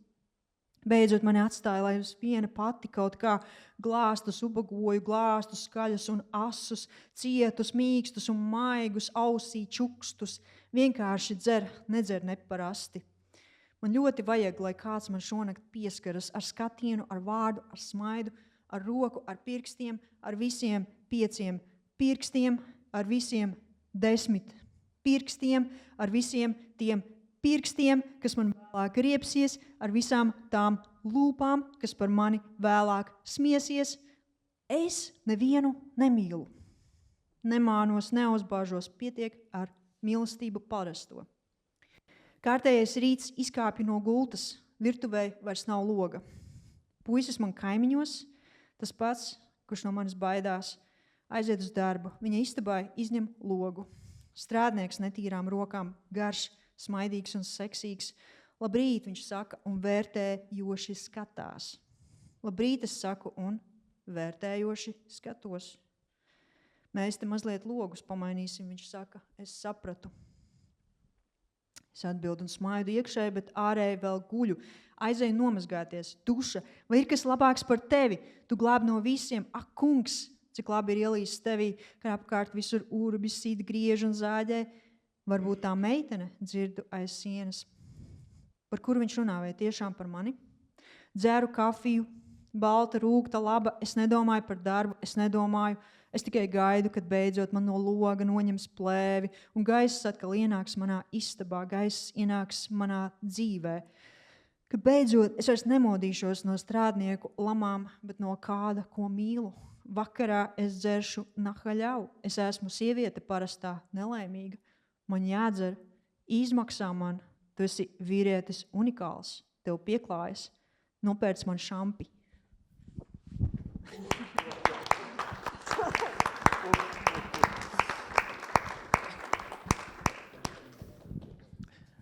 Naine harilik. Terviseks. Tänan, et valgete seintega on mu tuba. Tänan, et jätkub jahvatatud kohvijube. Teid tänan, käed, jalad ja kube. Tänan, et on laulud ja muusika elektrooniline, inimeste mittehoolimine. Sind tänan, ema, abikäe, su isetu armastuse väe eest. Tänu Jumalale. Sind tänan, issand, tänan loomi, kebaabe ja aknaid. Tänan sööklaid ja töötajaid, baare ja surnukuure. Tänan kuivade pilkude, kurjade ja löövate eest. Tänan lolluse ja segi pekstud lampide, maha jäetud majade ja segaste plikade kampade eest.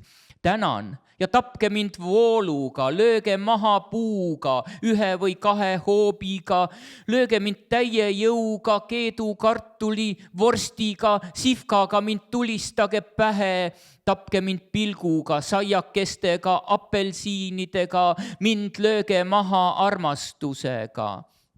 Laena mulle raha, maksa mulle töö eest, osta mind ära.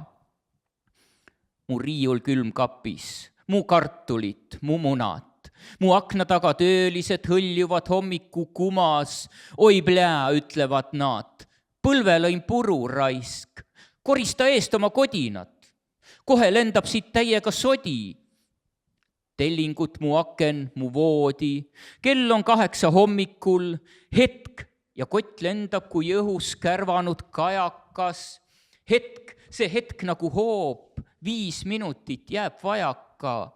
5 minutit pikem kui tund, see magusaim hetk veel und, korista eest oma kodinad. 2 meest mu akna taga, ei, nad ei tea mu olemasolust. Ei, mina veel tööpäeva algust ei taju, ma võid sekundi veel. See puur, mis puurib, lõhestab mu aju, külmkapp minu kartulit, mu munad, piimatilgake, palgapäevani veel nädal, praen täna muna, viimase. Küll õhtul joon ma nahhaljavu. Ma olen naine harilik õnnetu, pean jooma. Maksa mulle. Sa oled mees unikaalne, sulle see sobib. Tee mulle õlut välja. Ma teen ühiskondlikult olulist tööd. Toetan noori kirjanikke, haiglasi kunstnikke, neid intelligente, keda sa vihkad. Tõmba taskust oma teebet kaart ja sulle avanevad taeva väravad. Mu sõber taksojuht. Ainus, kellele võin helistada hommikul kell 4, oma kauni näolapiga teenib joot raha, öös pimedas, neoon säravas vanalinnas. Ja see libe vend olen jäme tema vastu peaaegu alati. Ma ei salli neid libedaid tüüpe, kes päriselt oskavad keppida vaid ajusid. Ei salli neid peeneid pojusid, need tändid, impotentsed intelligentid. Art won't save the world. Go volunteer in a soap kitchen, you pretentious fuck. Tüübid habemes haisvad räpased joomased. Mu nägu nagu magnet nende pilgule. Silmad härmased, mürgised, pehmed kui hapukoor. Koort muide polegi. Supp rasvane ja toitev. Ujuvad porgandid, ujuvad kartulid, ujuvad pilgud. Jaga leiba. Nunn Indiast mind kõike nägevate silmadega jälgib. Kõik tema ümber loksub paika. Ma lükkan ette leiba. Leiba saab igaüks 2 viilu kaupa, leivad nagu pioneerid kuulekalt reas, inimesed vastu laudu liibunud, nagu lapsed vaatavad ja haisevad. Muu poole sirutuvad erinevad käed, ei, lehk, uriin, viin, prügikast. Meeste silmad mind torgivad kui noad, nende silmad nagu bussid minu seljas, minu rinnas. On neidki, kes ei haise, minu sarnaseid, isegi paremini riides käijaid, naisi kaunimaid, hulle sõltuvuses olijaid, endasse tõmbunud intelligente, paikereid vanu, peen hääle ja peene maneeriga, olen nende sihtmärk, tõsta, anna veel, ära anna üle 2, siia, sinna. Leib kaob kotti. Supp voolab kõrist alla, õrna häälega habemik, naine ilmselgelt peast imelik. Mees näha, et mõtleb, palju mõtleb, uinunud mees. Naine ei saa süüa, kloor. Pühi ära karda, pese. Miks linn on läti keeles naissoost alati? Mehed on nõrgem sugupool, peituvad aina seeliku taha. Naised on need, kes nende elu elamisväärseks muudavad. Ma kardan meeste nõrkust, mul on hirm, külm, kuum, kanal, minu tramm number 11, millega ma enam ei sõida. Päev päikseline, ma ei taha midagi, süda on must, tahaks lüüa mõnda meest, võib-olla sind. Olen naine harilik, pean jooma, aga kuidas selle eest maksta? No näete, kuidas väike palk aitab hoida MAKSA. No näete, söön vaid juurikaid. No näete, naine harilik ei saa lubada endale sigarette. Ta joobub ja toitub õhust. Õhk on magus. Mu sõber suitsetab liiga palju. Ta nätsutab kummikomme ja kuhjab koju kasutatud raamatuid. Teeb näo, et loeb ja ma ütlen, mulle käivad närvidele need su pilgud, malbed ja lääged. Lihtsalt räägi, lihtsalt joo, ära joo ebaharilikult, lihtsalt naera, kuid mitte labaselt. Sarkastilised naljad, mida minu suunas teed, klaasi taha kristalli kõrvale ma kogun need. Neid nagu lilli nopin ja kodus vaasi topin, neid nagu klaasikilde nopin ja pigistan pihku, nii soojus minust külmal päevalgi ei lahku. Lihtsalt joo, ära joo ebaharilikult, mind jäta üksi klubi sissepääsu ette, tüdrukutele tee serva, karju mulle kõrva, lõpuks mind jäta üksinda hätta kerjama paisid, lärmakaid vaikseid, kõvu, pehmeid, õrnu, sosinaid kõrva. Lihtsalt joo, ära joo ebaharilikult. Ma täna öösel vajan puudutusi väga, pilguga, sõnaga, naeratusega, käega, sõrmedega, kõigi 5 sõrmega, kõigi 10 sõrmega, kõigi nende sõrmedega, mis mind hiljem hirmutavad, kõigi nende huultega, mis hiljem minu üle hirvitavad. Ma ei armasta mitte kedagi, ei tee trikke, ligi ei tiku, piisab, kui saab armastust harilikku. Uus hommik, ronin sängist välja, köögil pole enam akent. Mu naabripoiss, see sama, kes mind kardab, läheb tööle, ta toal akent eemaldatakse. Tööline määrdunud kätega, pikk, naeratav ja seksikas, ütleb tere ja vaatab hindava pilguga. Ma ütlen tere ja vaatan hindava pilguga. Me siin vahetame veidi aknaid, jätkab ta. Panin tähele, vastan, ja sisimas naeratan. Kuid väliselt veel magan. Lähen pesema. Duš. Kas on veel midagi paremat sinust? Sa päästad kõigi käest. Ah, issand, nii hea on pugeda sinusse, kui kõikjal puuritakse, taotakse ja saetakse. Võib-olla see tüdruk, kõlab seina taga. Kellest jutt? Kas see käis tõesti minu kohta?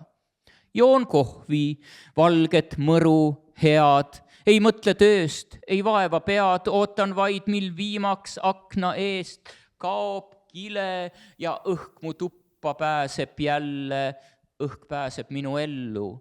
Kui viimaks mind ei ärata töömeeste vada, vaid keegi, keda armastada. Küll õhtul joon ma nahaljaavu, olen naine harilik, õnnetu, pean jooma, maksa mulle. Sa oled mees unikaalne. Sulle see sobib. Tee mulle šampat välja.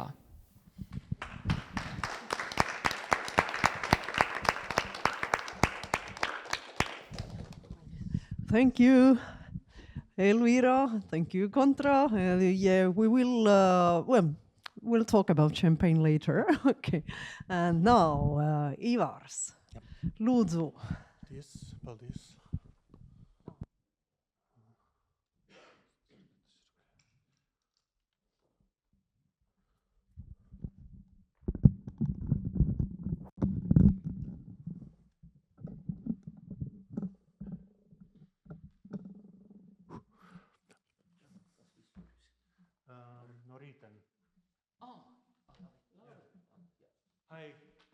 I will read 3 poems. One of them is longer. The 2 other are not long. All of them are written as comical artifacts or satirical poems. And the first one is about routine, something that freelancers struggle with sometimes. No rieten aufgemosties, Kaffee trinken, aus Darben fahren mit Ritten, mit Kollegen sprechen per Politiken und meteorologisches Obstakeln, säden pie Computer, Augen, Bersen, asserich, klausen Radio Klassik, suchen Bonbons, Pfeffermint, schreiben formal E-Mails, taisen Excel-Tabulen von A bis Z, Pusdienen essen auf lokalen Bistro, Wurst, Brot und Tomatensuppe. Sapnen, kā im Sommer tu war in Wienogen lauken, taisen Wienogen mit Kajen, Stompen, Schlopp, alles mit Lillenblättchen, Saldenskablättchen. Enden Darben kapen aus Ritten zu Hause Televisen skatten, Politiken und meteorologisches Obstakeln, noch einmal. Zwannen Freunden sacken, mein Darben ist einfach Nagel zum Babken piesden, Freunden sacken to paschen. Lienen zum Duschen, heißen Wasser, Tieren swiedren. Saalen trinken, Wäder kassen, Länig iekāpen gulten, Augen ziet machen. Du bist ein Engel, du bist ein Brīnum, Gullen salden meine Liebling, mein Schmetterling, deinen Sapnen, deinen Tagen, das Wiss ist etwas wunderschön. Und kaden Tagen, kad viss vergangen wurden, kad mēs salden Wienen trinken wurden, du wurdest mierig sein und mēs laimig wurden, kā zwei sarkanig Ogen auf einen Twirten Tšäkar.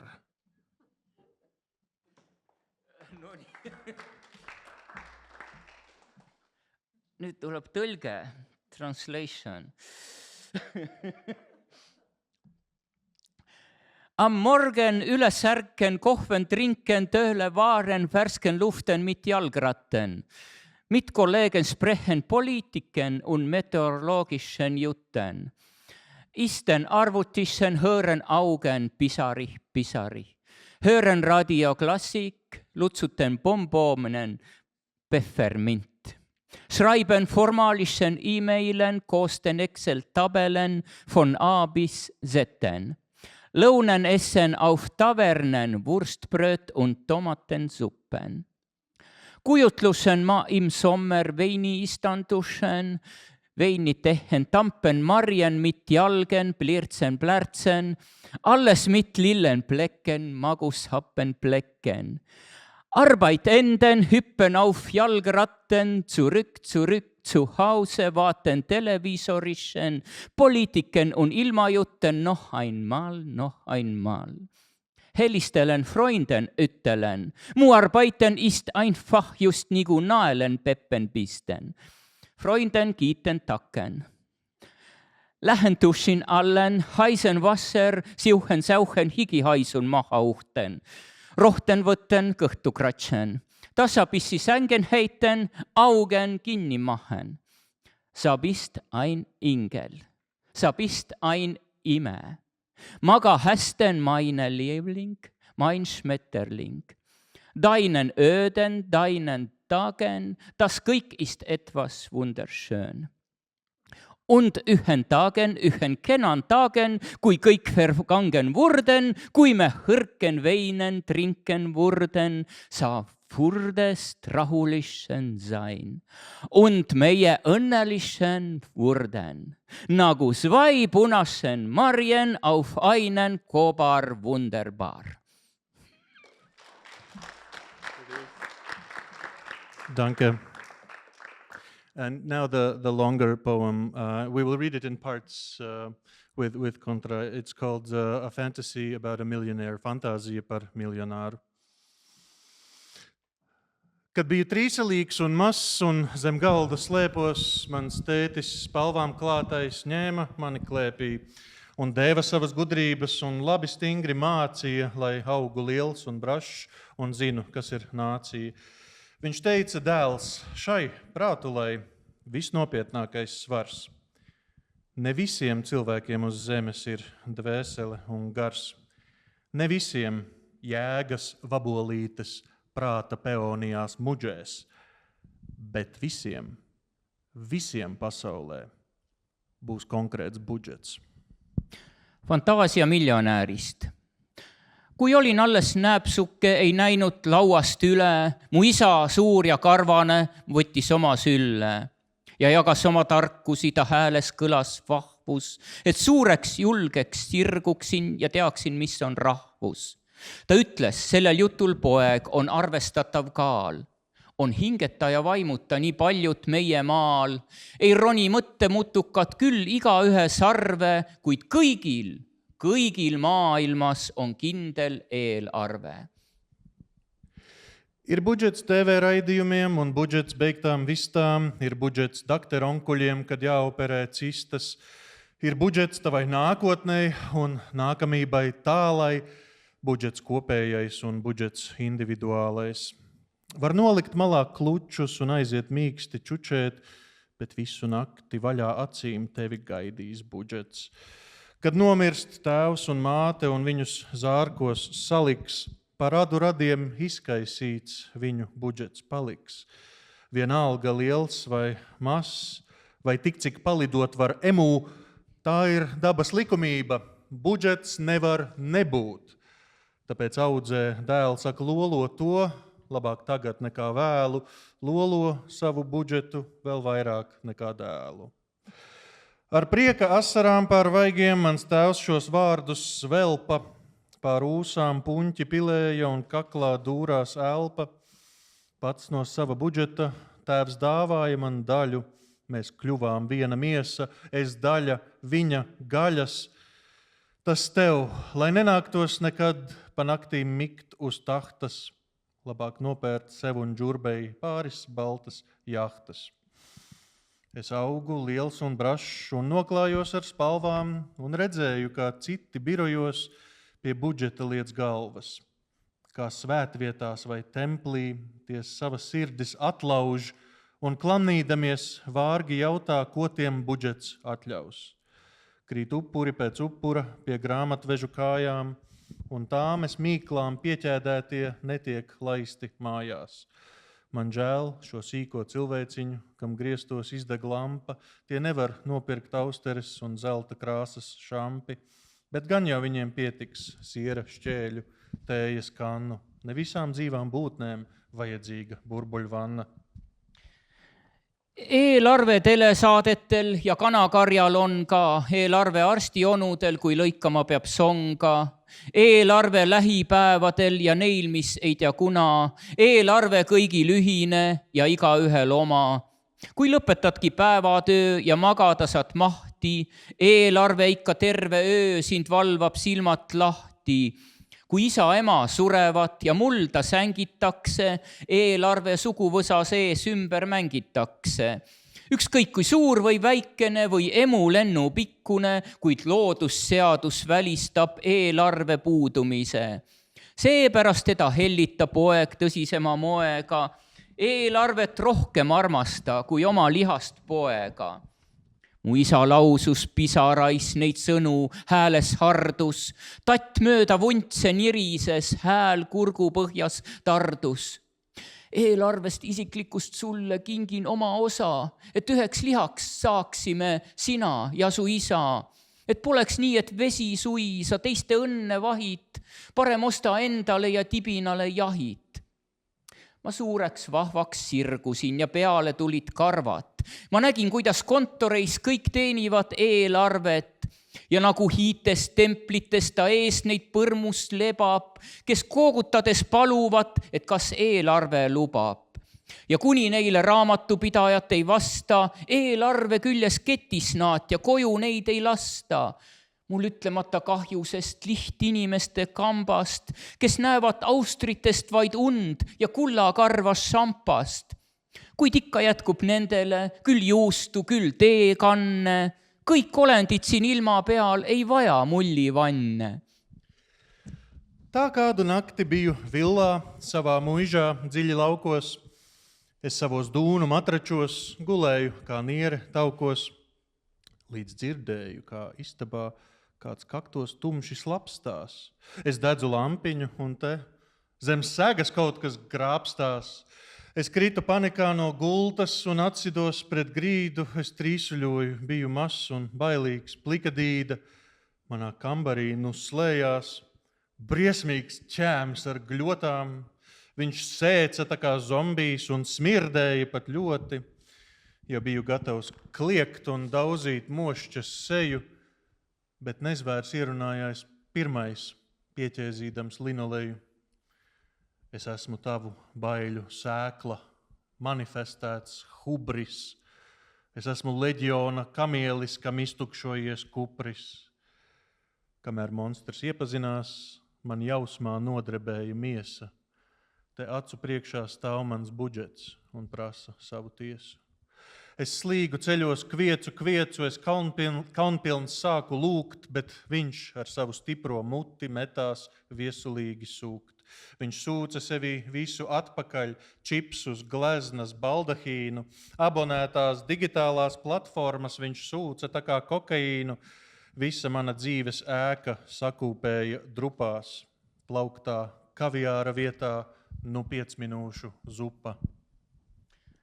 Kord aga villas veetsin ööd ma oma kauges mõisas ja oma sulemadratseil magasin kui või sees.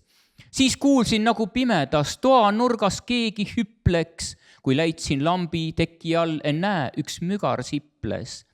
Ma voodist välja ehmusin ja käisin põrandale ja värisedes tundsin end kui paljas persehale. Sest minu kambris laiutas tont limane ja libe, ta nagu zombi kähises ja haises, nii mis jube. Ma olin valmis karjuma tal sassi peksma nägu, kuid tont mind enne kõnetas, suust tilkus vastik läbu.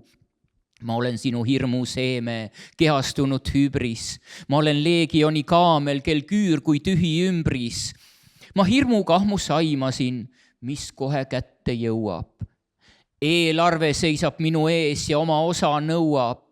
Ta ette heitsin, kiunusin, et armu saada veel talt, kuid tema oma võimsa suuga aina imes ägedalt. Ta imes jälle endasse krõpsud, maalid, baldahiini, platvorme, mis mul tellitud, ta imes nagu kokaiini.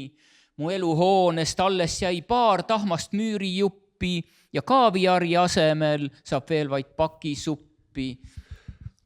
Bet budžets tikmēr auga, kļuva omulīgs un pūkains. No viņa āda nostiepusies balta un smaržoja pēc kūkas. Manam budžetam no skropstas lokās glītā ķeksī. Mans budžets tagad, gribas teikt, ir pat mazliet seksīgs. Mēs sākām tā kā drusciņi flirtēt, un katrs pieskaramies bārdai. Mans budžets dzeltenais un budžets tumši sārtais. Tad budžets austiņā man prasa, vai tev nebūs bail. Es saku, izdrāz mani tagad ar produktiem no seksī style. Un saslienas man matiņi un notirpst epiderma, kad manā klēpī saldi karstu budžets iešļāts spermu. Ir budžets te un budžets tur. Ir budžets visās malās. No miesas gars var atdalīties, bet budžets neatdalās. Mēs gultā tveram telefonu, mums pirkstu galos ēters, gultas iedobe kā mugurkaulam kārni pierauc vēders. Apskauj mani spalvainais tu bezdzimuma tētuk, lai iemiegam un sapņojam, kā rītdien pirksim kaut ko lētu. Eelarve samas aina kasvas pehmeks õhuliseks, nahk muutus valgeks üleni ja koogilõhnaliseks. Mu eelarvel ripsmed nüüd on krussis ilusasti. Mu eelarve, öelda võiks, on veidi seksikaski. Me veidi nagu flirdime, üks paitab vahel teise karva. Mu eelarve kollane, mu eelarve verekarva. Eelarve kõrva sosistab. Sul pole hirm ju, ega? Ma ütlen, kepi mind nüüd kõigi seksileludega. Mu juuksed püsti tõusevad, käib värin läbi epidermist, kui minu üsk saab ujuma eelarve kuumast spermast. Eelarve siin, eelarve seal, eelarvel vaba voli, võib eraldada kehast vaimu, eelarve sinna jääb, kus oli. Meil sängis kaasas telefon ja sõrmed käivad hooga ja voodilohk on nagu kõht, mis kohtunud selgrooga. Mind võta kaissu karvane ja sootuks sootu tüüp, et kangastuks meil unenäos homne soodusmüük.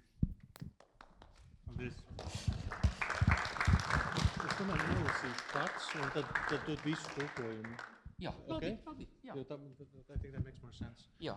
And the final last one I will read tonight, much shorter one.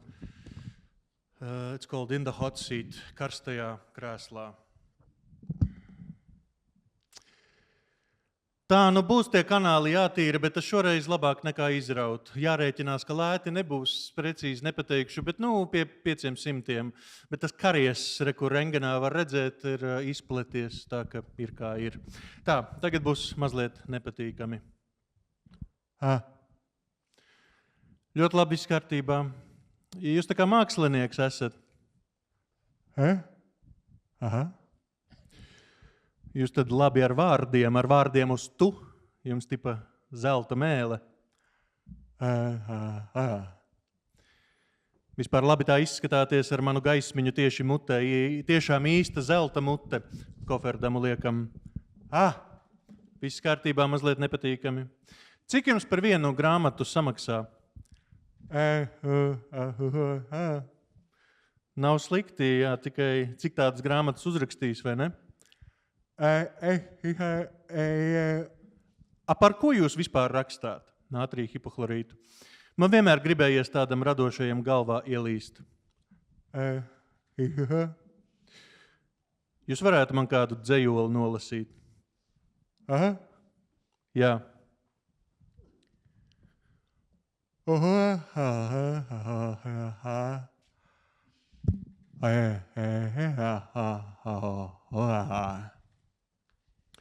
Ļoti forši, ļoti asprātīgi.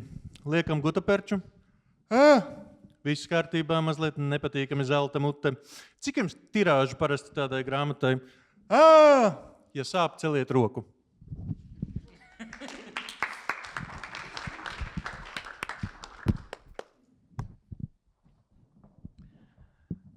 Kuumal toolil, tsüklist vestlusi huvitavate inimestega.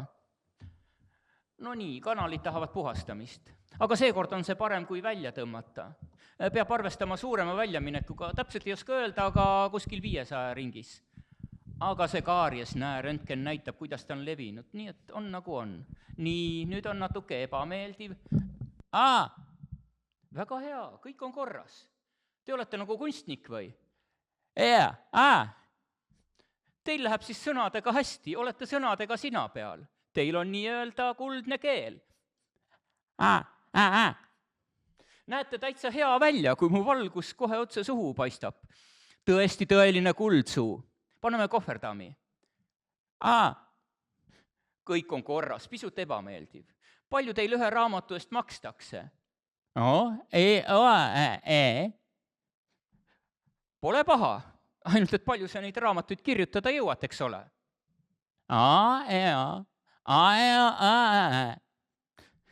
Aga millest te üldse kirjutate? Naatriumhypokloriiti. Ma olen alati tahtnud sellistele loojatele pähe pugeda. Te võiks mulle ühe luuletuse lugeda. Jaa.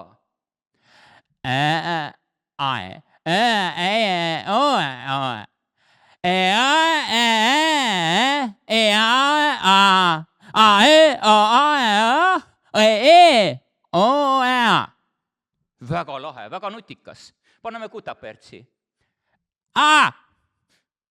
Kõik on korras kuldsuu, pisut ebamugav. Palju teil sellise raamatu tiraas tavaliselt on? Tõstke kätt, kui on valus.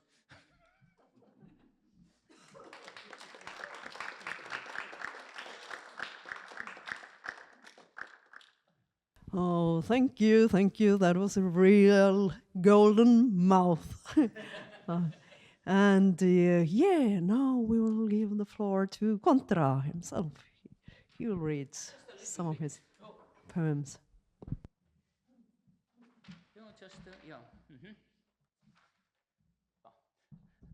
Abi, ma kasutan seda sama.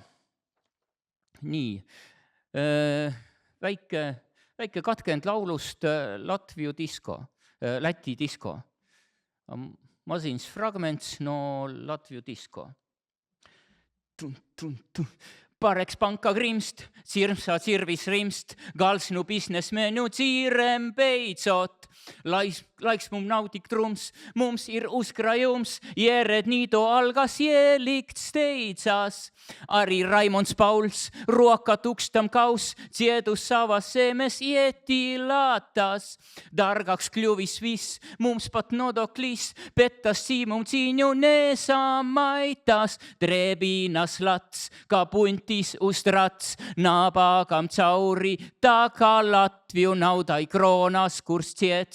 Kaasalde jumps, Leedu ja saalis miets nau piilet jaudas. Igauniski. In Estonian, also the original is in Estonian. Lätis pareks pank, nagu raielank, lõpp seal rärimeeste pummelungil. Meilgi suured kaot, kuid me rahalaot, ametnike palgarahast pungil. Lätis Raimond Pauls, Pihus Kerjakaus, laulab oma maha müüdud krundil. Meilgi räigemaks, läheb käibemaks, õnneks see ei pärsi suugu tungi. Väärise platt, kui suulanud tatt, vaeseke on läbi nagu Läti. Raha kroonigi kurss on kui salde jumps, kuid külmutatud ta on, ei tilgu maha. Un viens, a very little poem or something. Tasadiiba pagatina, manir tasadas naudas siimes. Cik nabadsīgi ir tie, kuriem ir tikai 500. Erinevus rikastab. Mul on erinevaid rahatähti. Kui vaesed on need, kellel on ainult 500.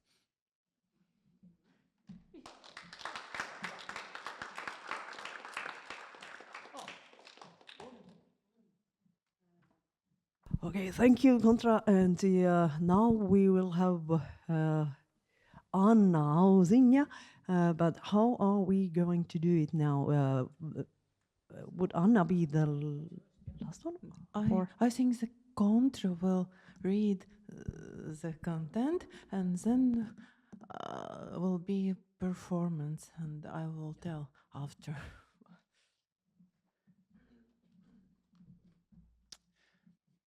Rahalitaania.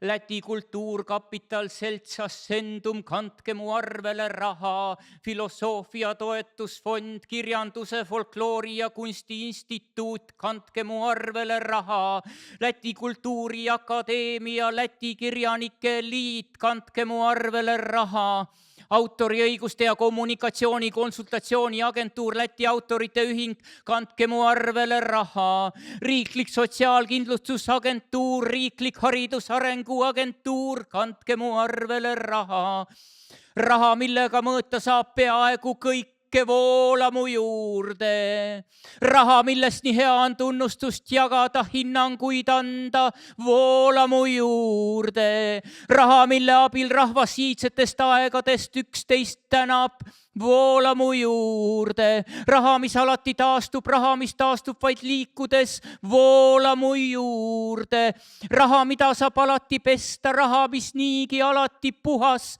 voola mu juurde, raha, mida mõtlemata oma lastele alati annan, voola mu juurde, raha, mida annetan ainult siis, kui laekunud suurem summa, voola mu juurde, raha, mis julgustab, rahustab, rõõmustab, voola mu juurde, teokarbi raha, kõlisev raha, voola mu juurde, krabisev raha, lõhnav raha, voola mu juurde, elektrooniline raha, virtuaalne raha, voola mu juurde, rügades rabatud raha, teenimatu raha, voola mu juurde, auhinnaks määratud raha, stipendiumi raha, voola mu juurde, rõõmu ja rahulolu pakkuva töö eest saadud raha, voola mu juurde, komandeeringu rahapäeva raha, voola mu juurde, raha, mille eest kontserdil käia, mille eest süüa kebaabi,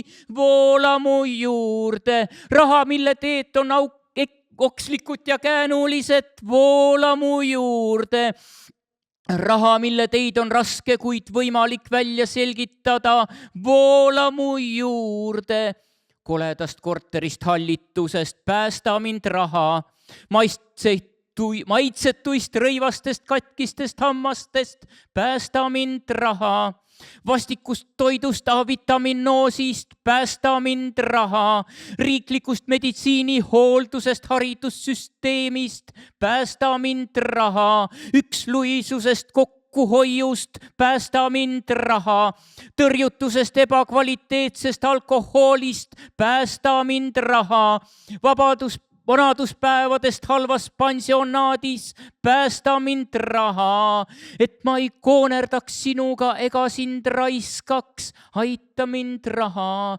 et ma õpiks viimaks sinuga majandama, et mul oleks üldse millega majandada, aita mind raha, et ma ei mõtleks sinust liiga palju, aita mind raha, raha ilma milleta meie inimesed ei oska esialgu teisiti vahetusprotsesse organiseerida. Mina sinu kasutaja palun visalt, jää mu juurde ja paranda mu elu kvaliteeti. Sina, kes kõike läbid ja liikuma lükkad.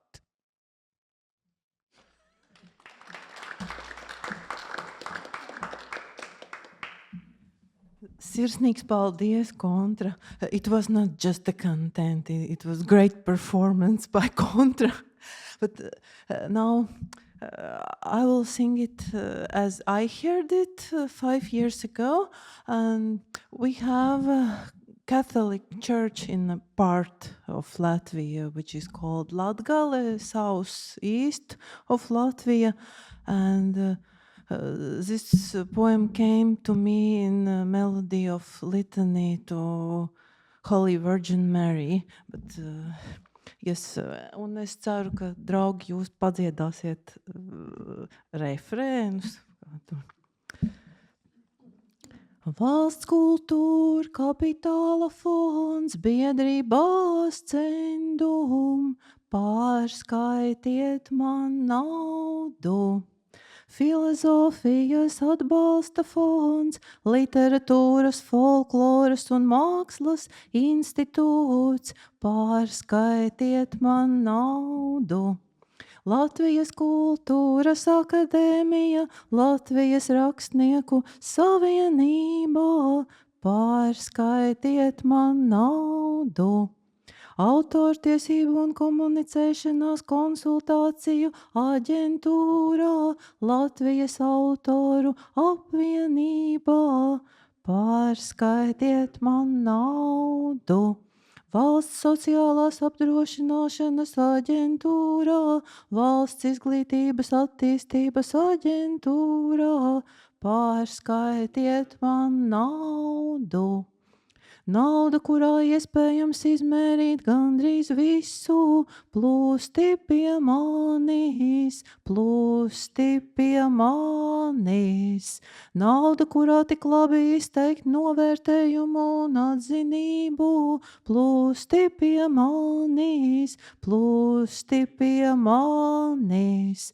Nauda, ar kuras palīdzību ļaudis kopš seniem laikiem pateicas cits citam, plūsti pie manis, plūsti pie manis. Nauda, kas vienmēr atjaunojies, nauda, kas atjaunojies tikai kustībā, plūsti pie manis. Nauda, ko vienmēr var atmazgāt, nauda, kas pati par sevi esi vienmēr tīrā, plūsti pie manis. Nauda, kuru ziedoja tikai tad, ja ir saņemta lielāka summa, plūsti pie manis, plūsti pie manis. Nauda, iedrošinājums, mierinājums un iepriecinājums, plūsti pie manis, plūsti pie manis. Gliemežvāku naudā, šķindošā naudā, plūsti pie manis. Čaukstošā naudā, smaržīgā naudā, plūsti pie manis. Elektroniskā nauda, virtuālā nauda, plūsti pie manis. Sūri sastrādātā naudā, nepelnītā naudā, plūsti pie manis. balvās piešķirtā naudā, stipendiju naudā, plūsti pie manis. Prieka un gandarījuma pilnā darbā, iegūtā naudā, plūsti pie manis, plūsti pie manis. Komandējumu nauda, Dianas naudā, plūsti pie manis. Nauda, par ko iet uz koncertu, par ko apēst kebabu, plūsti pie manis. Nauda, kuras ceļi ir sazaroti un līkumaini, plūsti pie manis, plūsti pie manis. Nauda, kuras ceļus grūti tomēr iespējams atšķetināt, plūsti pie manis, plūsti pie manis. No nesmuka dzīvokļā, no pelējumā, izglāb mani nauda. No tīzla apģērba, no bojātiem zobiem, izglāb mani nauda. No negaršīga ēdiena, no vitaminozēs, izglāb mani nauda. No valsts izglītības sistēmas, no valsts medicīnas aprūpes, izglāb mani nauda. No vienmuļības, no pieticības, izglāb mani nauda.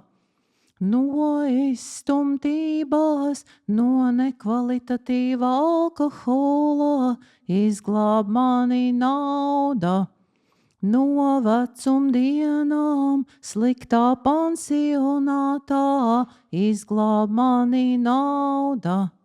Lai es ar tevi neskopotos un tevi nešķērdētu, palīdzi man naudā, palīdzi man nauda. Lai es beidzot iemācītos ar tevi rīkoties, lai man vispār būtu ar ko rīkoties, palīdzi man nauda. Lai es lieki par tevi nedomātu, palīdzi man nauda, palīdzi man nauda.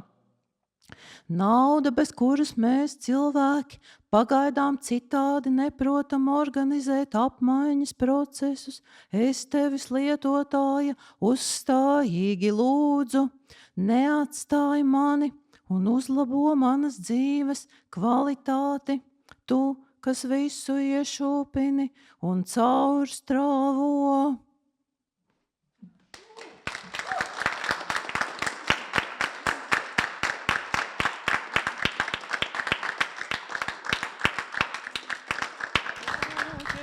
Liels, paldies, suur tänu kõigile.